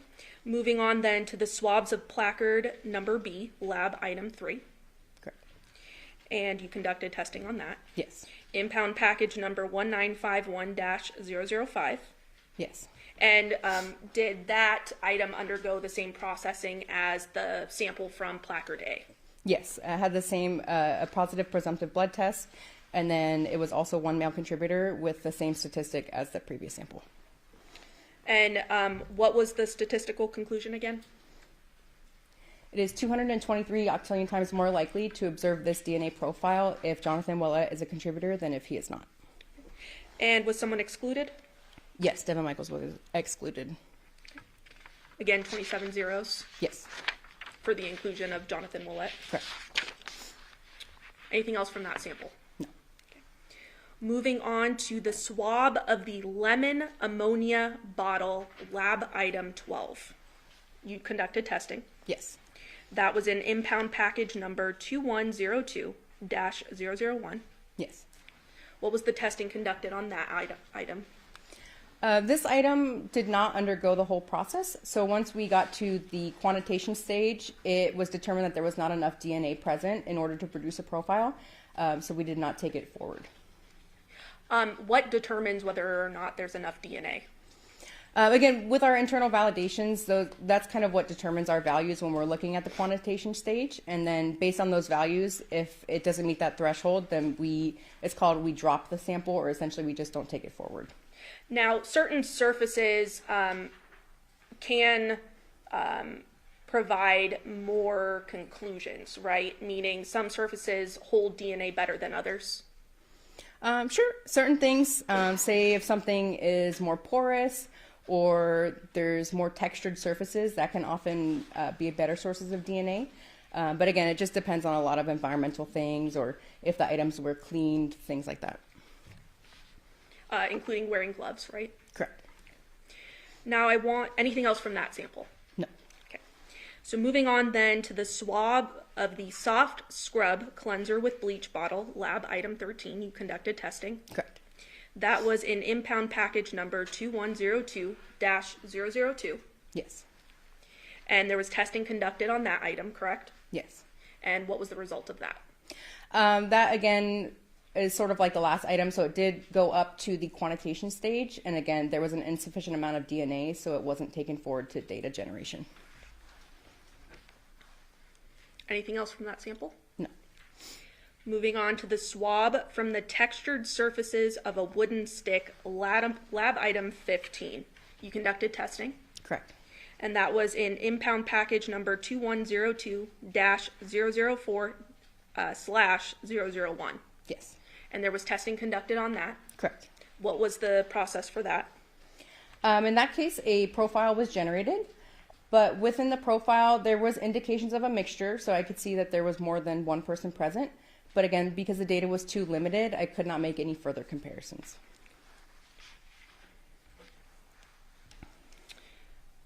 Okay, moving on to the swab from the textured surfaces of a doggy door cover, lab item 16. You conducted testing. Yes. And that was in impound package number 2102-003-001. Yes. What was the testing conducted on that item? That sample went to the quantitation stage, and at that time it was determined there was an insufficient amount of DNA, so it was dropped at that time. Again, that in-house validation you talked about earlier. Correct. Now, are you surprised by this with, trace DNA samples and things of that nature being what they are? No, it's commonly seen within the laboratory. And we kind of already went over this, but certain surfaces are easier to lift DNA from than others. Correct. Moving on to the swab from the garage door opener button, lab item 17. You conducted testing. Yes. And that was contained in impound package number 1951-006-007. Yes. What was the processing of that sample? Data was generated for that sample, and looking at it, I determined that there was 2 contributors present. At least one was male. Devyn Michaels was uninformative, so that essentially means that there wasn't statistical support for an inclusion or an exclusion. And then there was support for inclusion for Johnathan Willette. Now, looking specifically at the inclusion of Johnathan Willette, what was the statistical conclusion of that? It is 194 million times more likely to observe the DNA evidence if Johnathan Willette is a contributor than if he is not a contributor. How many zeros is that? Is that 6? 6, correct. Okay. Now, you mentioned that it was uninformative regarding Devyn Michaels, correct? Correct. But there was a statistic related to that. Correct. So we do still receive that likelihood ratio. In this case, it was 0.0108. Now, your lab, as well as yourself, conducted analysis on some bags that were impounded, correct? Correct. Now, I want to talk specifically about the swabbing of the outside and inside of the wallet, including all pocket openings, also known as lab item 18.2. Yes. Testing was done on that. Correct. Impound package number 2312-002-002. Correct. What was the testing on that sample? Data was generated for that sample. Looking at the profile, I determined it was a 4-person mixture. At least one was male. And there was actually support for inclusion for both individuals. And then since there is support for both, we do what's called a combined support for inclusion. So that means that we're ensuring that the statistic shows they can be present on the sample together. So you said both. What do you mean by both? Who? Oh, I'm sorry. For Okay. both Johnathan Willette and Devyn Michaels. So both Johnathan Willette and Devyn Michaels are included. Correct. There is support for inclusion for both individuals. And what was the statistical conclusions? Let's start with Johnathan Willette's first. His likelihood ratio was 13.6 times 10 to the 27th, which is the octillion. And how many zeros is that? 27. Okay. And how about Devyn Michaels? 766 times 10 to the 21st, which is sextillion. 21 zeros? Correct. Now, the combined statistical conclusion, what was that? It is 2.8, I'm sorry, I'm going to read this just because it's long, septendecillion, which is 10 to the 54th, times more likely to observe the DNA evidence if both Johnathan Willette and Devyn Michaels are contributors than if they are not contributors. And how many zeros is that? 54. Anything else from that item? No. Okay. Let's move over to swabbing of entire contents of wallet, also known as lab item 18.3. You did testing of that. Correct. And that was contained in impound package number 2312-002-002. Correct. What was the testing on that sample? Data was generated for that sample, but looking at the data, I determined that there was a mixture of at least 5 contributors. And our software program, we are only validated to evaluate samples with up to 4 contributors. So in this case, it's called too complex, so I could not make any further interpretations. Anything else from that sample? No. Moving on then to the swabbing of a knot of plastic bag containing wallet, also known as lab item 18.1. You conducted testing. Correct. And that was found in impound package number 2312-002-002. Yes. What was the testing of that item? Data was generated, and it was determined to be a mixture of 3 contributors with at least 1 male. Johnathan Willette was uninformative, and there was support for inclusion for Devyn Michaels.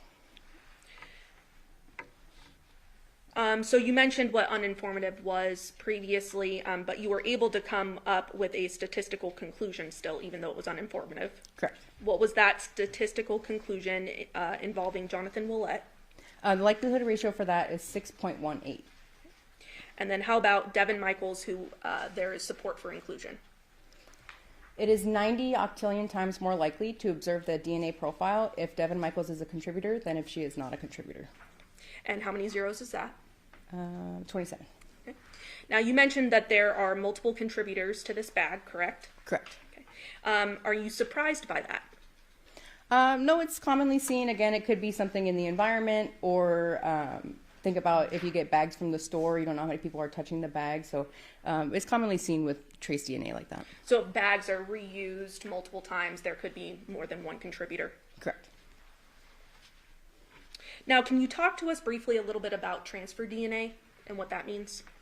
Essentially, transfer DNA, I can give an example of, say, if we're shaking hands, and then, so I would get some of her DNA onto my hand, and then I go to touch the door when I'm leaving, I could possibly leave some of her DNA on that door, even though she hasn't touched the door yet. So we commonly do see transfer with items, but within our testing, we're not able to say, like, to what degree, if any DNA was transferred. Moving on then to swabbing of Social Security card from Johnathan Willette, also known as lab item 19.1. You did testing on that. Yes. That was contained in an impound package number of 2312-002-005. Correct. What was the testing of that sample? Within that sample, it was determined to be a mixture of 4 contributors with at least 1 male. And there was support for inclusion for both Johnathan Willette and Devyn Michaels. And then, so since there's support for both, I also calculated the combined support for inclusion. Let's start with the individuals. So let's start with support for inclusion of Johnathan Willette. It is 32.3 trillion, so 10 to the 12th. And then what about Devyn Michaels individually? 413 million, which is 10 to the 6th. And now the combined inclusion, including both. It is 6.28 nonillion, which is 10 to the 30th, times more likely to observe the DNA profile if both Johnathan Willette and Devyn Michaels are contributors than if they are not contributors. So 30 zeros, correct? Correct. Court's indulgence. Pass the witness. Yes, briefly.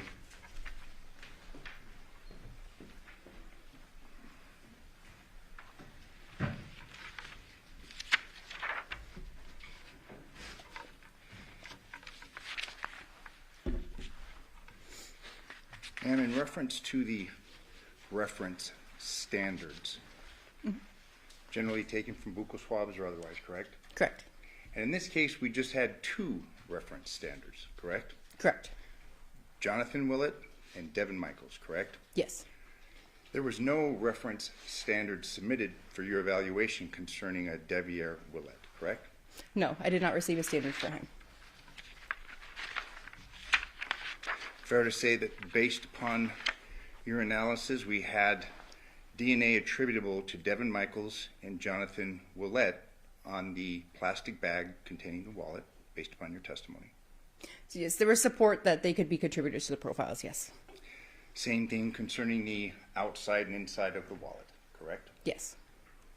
Devyn and Johnathan, correct? Correct. And again, you're not able to say how long that had been there. It could have been a day, it could have been months, but we have basically DNA that's attributable to these 2 individuals, correct? Correct. Within our testing, we're not able to say when someone's DNA was deposited or how. We're just able to say that it's there or not. And again, this DNA is possible to be transferred. There have been questions concerning that, but also just by merely handling it. We leave epithelial cells, we can leave DNA on things that we touch, correct? Correct. And again, you found that DNA attributable to both Devyn Michaels and Johnathan Willette on the bags that you evaluated, correct? Correct. As well as the wallet. Correct. The cell phone, however, there was only one individual, correct? Correct. I was only able to, again, assume Johnathan Willette on the cell phone, and there was no foreign DNA noted. Specifically that of Devyn Michaels, correct? Correct. She was excluded. She was excluded. As far as the swab taken from underneath Johnathan Willette's right hand, that was lab item number 7. Okay. Your findings were the DNA profile obtained is consistent with at least one male contributor, correct? Correct. That would be, there could have been more male contributors, correct? Based upon the wording of this.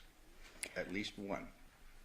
Well, for example, for this sample, the data was too limited, so I'm not able to make any further comparisons. I was just able to see, based on certain gender markers that we have, there was data present showing that there was a male, but I wasn't able to make any further comparisons. Okay, and that would be one male in addition to Johnathan Willette, correct? No. So within the sample, I'm not comparing it to his DNA. I'm just essentially looking at the data, seeing that there is at least one male present, but the entire profile is too limited, so I'm not comparing it to Mr. Willette or Mrs. Michaels. Okay, and just so we're clear, you just had the 2 reference standards, correct? Yes. Thank you. I have no further questions.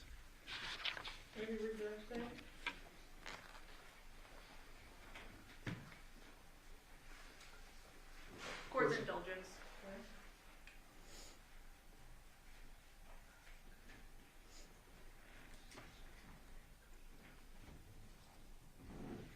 And just briefly, if something has blood on it, is it possible to subsume other sources of DNA as a result? Are you able to reword the question? Yeah, that was probably very confusing. So if there's a blood sample, is it possible that the blood being so saturated that it could subsume other sources of DNA? Well, within our testing, we're not confirming if it is blood or not. Our testing is just a presumptive test, so it gives the indication that blood may be present, but I can't, I can't confirm that it is blood present. So what we're doing is just showing, blood may be indicated, and then DNA is also there. So we're not able to say for sure this DNA is coming from the blood. And then also, I'm not sure how the cell phone was swabbed, so I wasn't the one collecting it, so I'm not too sure, how they handled that evidence.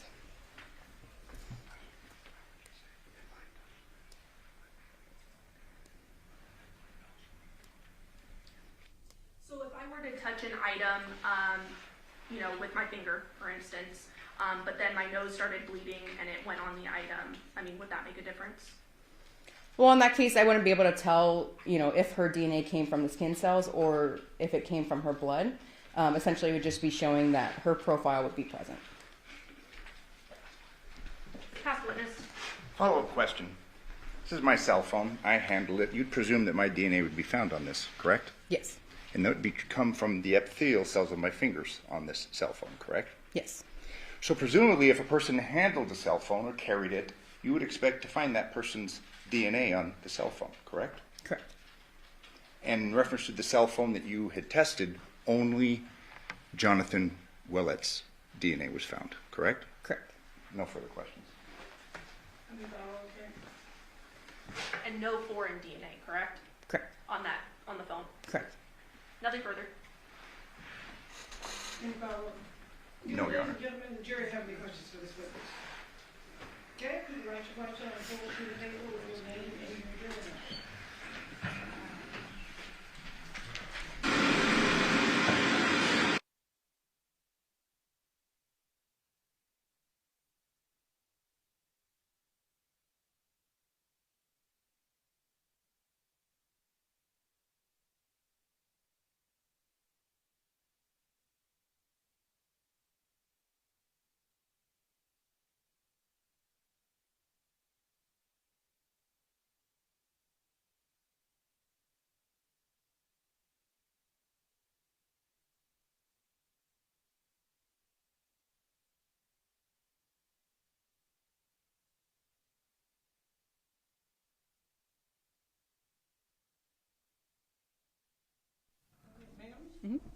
On the cell phone, was DNA found on the outside of the phone or just on the screen? Again, the swabs were collected by the Henderson crime scene analyst, so I'm not sure how they swabbed the phone.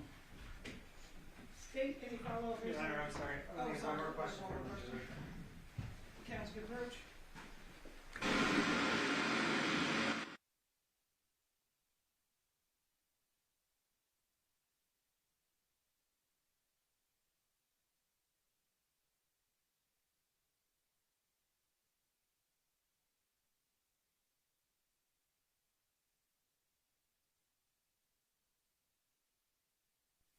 Ma'am, there's been testimony that Devyn and the kids touched the phone. Why would there not be DNA? Again, there's a lot of environmental factors. So again, if someone was wearing gloves, if the item was cleaned recently, some people are what we call shedders, so they just naturally leave more DNA behind than others. So there's a lot of different factors that can play into that. State, any follow-up based on your question? Court's indulgence.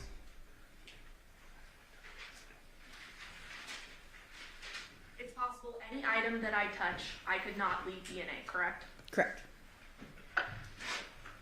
Pass the witness. Oh, depends, any follow-up based on your question? I think we have another juror question coming. There's one more coming back. Okay. You want to wait until?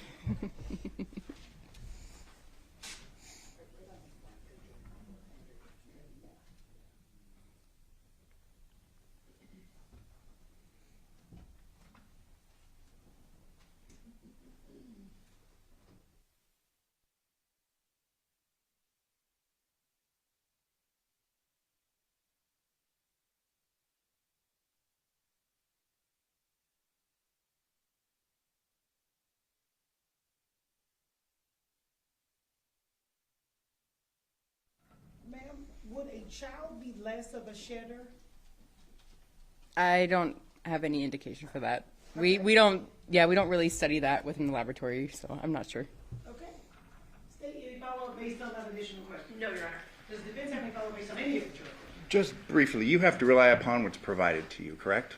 Correct. We just receive a very brief case scenario, so I don't know, much of the information. I only know where some of the swabs are coming from, and then the parties within the case. You have to rely upon law enforcement, presumably in this case, that collected this evidence and ultimately turned it over to you, correct? Correct. Thank you. No further questions. Any follow-up on that, State? No, Your Honor. Do ladies and gentlemen, jury have any further questions for this witness? Okay. Write your question on a 4-sheet paper with your name and your jury number.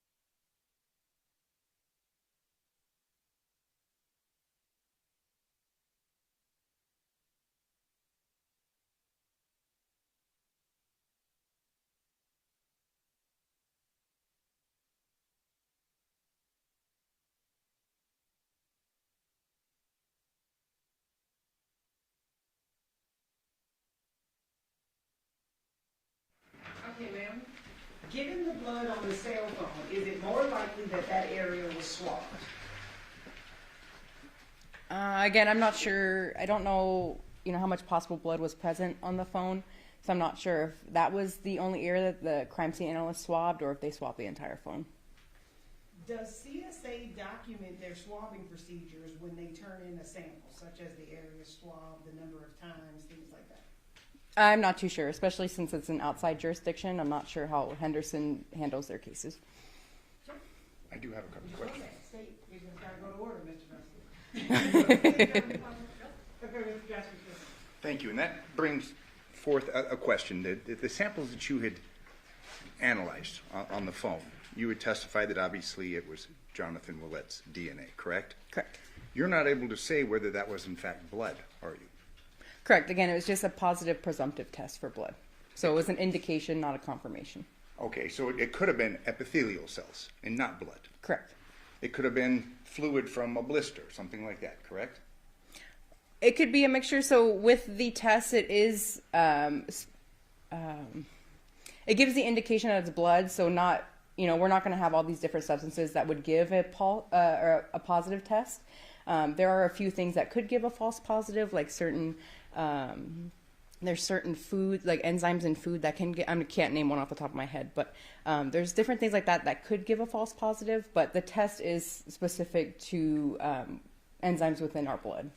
But you can't say that it was blood, correct? Correct. I can't confirm that it's blood. Thank you. No further questions. Any follow-up, Ms. Sumner? No. Do the ladies and gentlemen of the jury have any further questions for this witness? Okay, seeing no response, ma'am, you are excused. Thank you very much for your testimony here today. Thank you.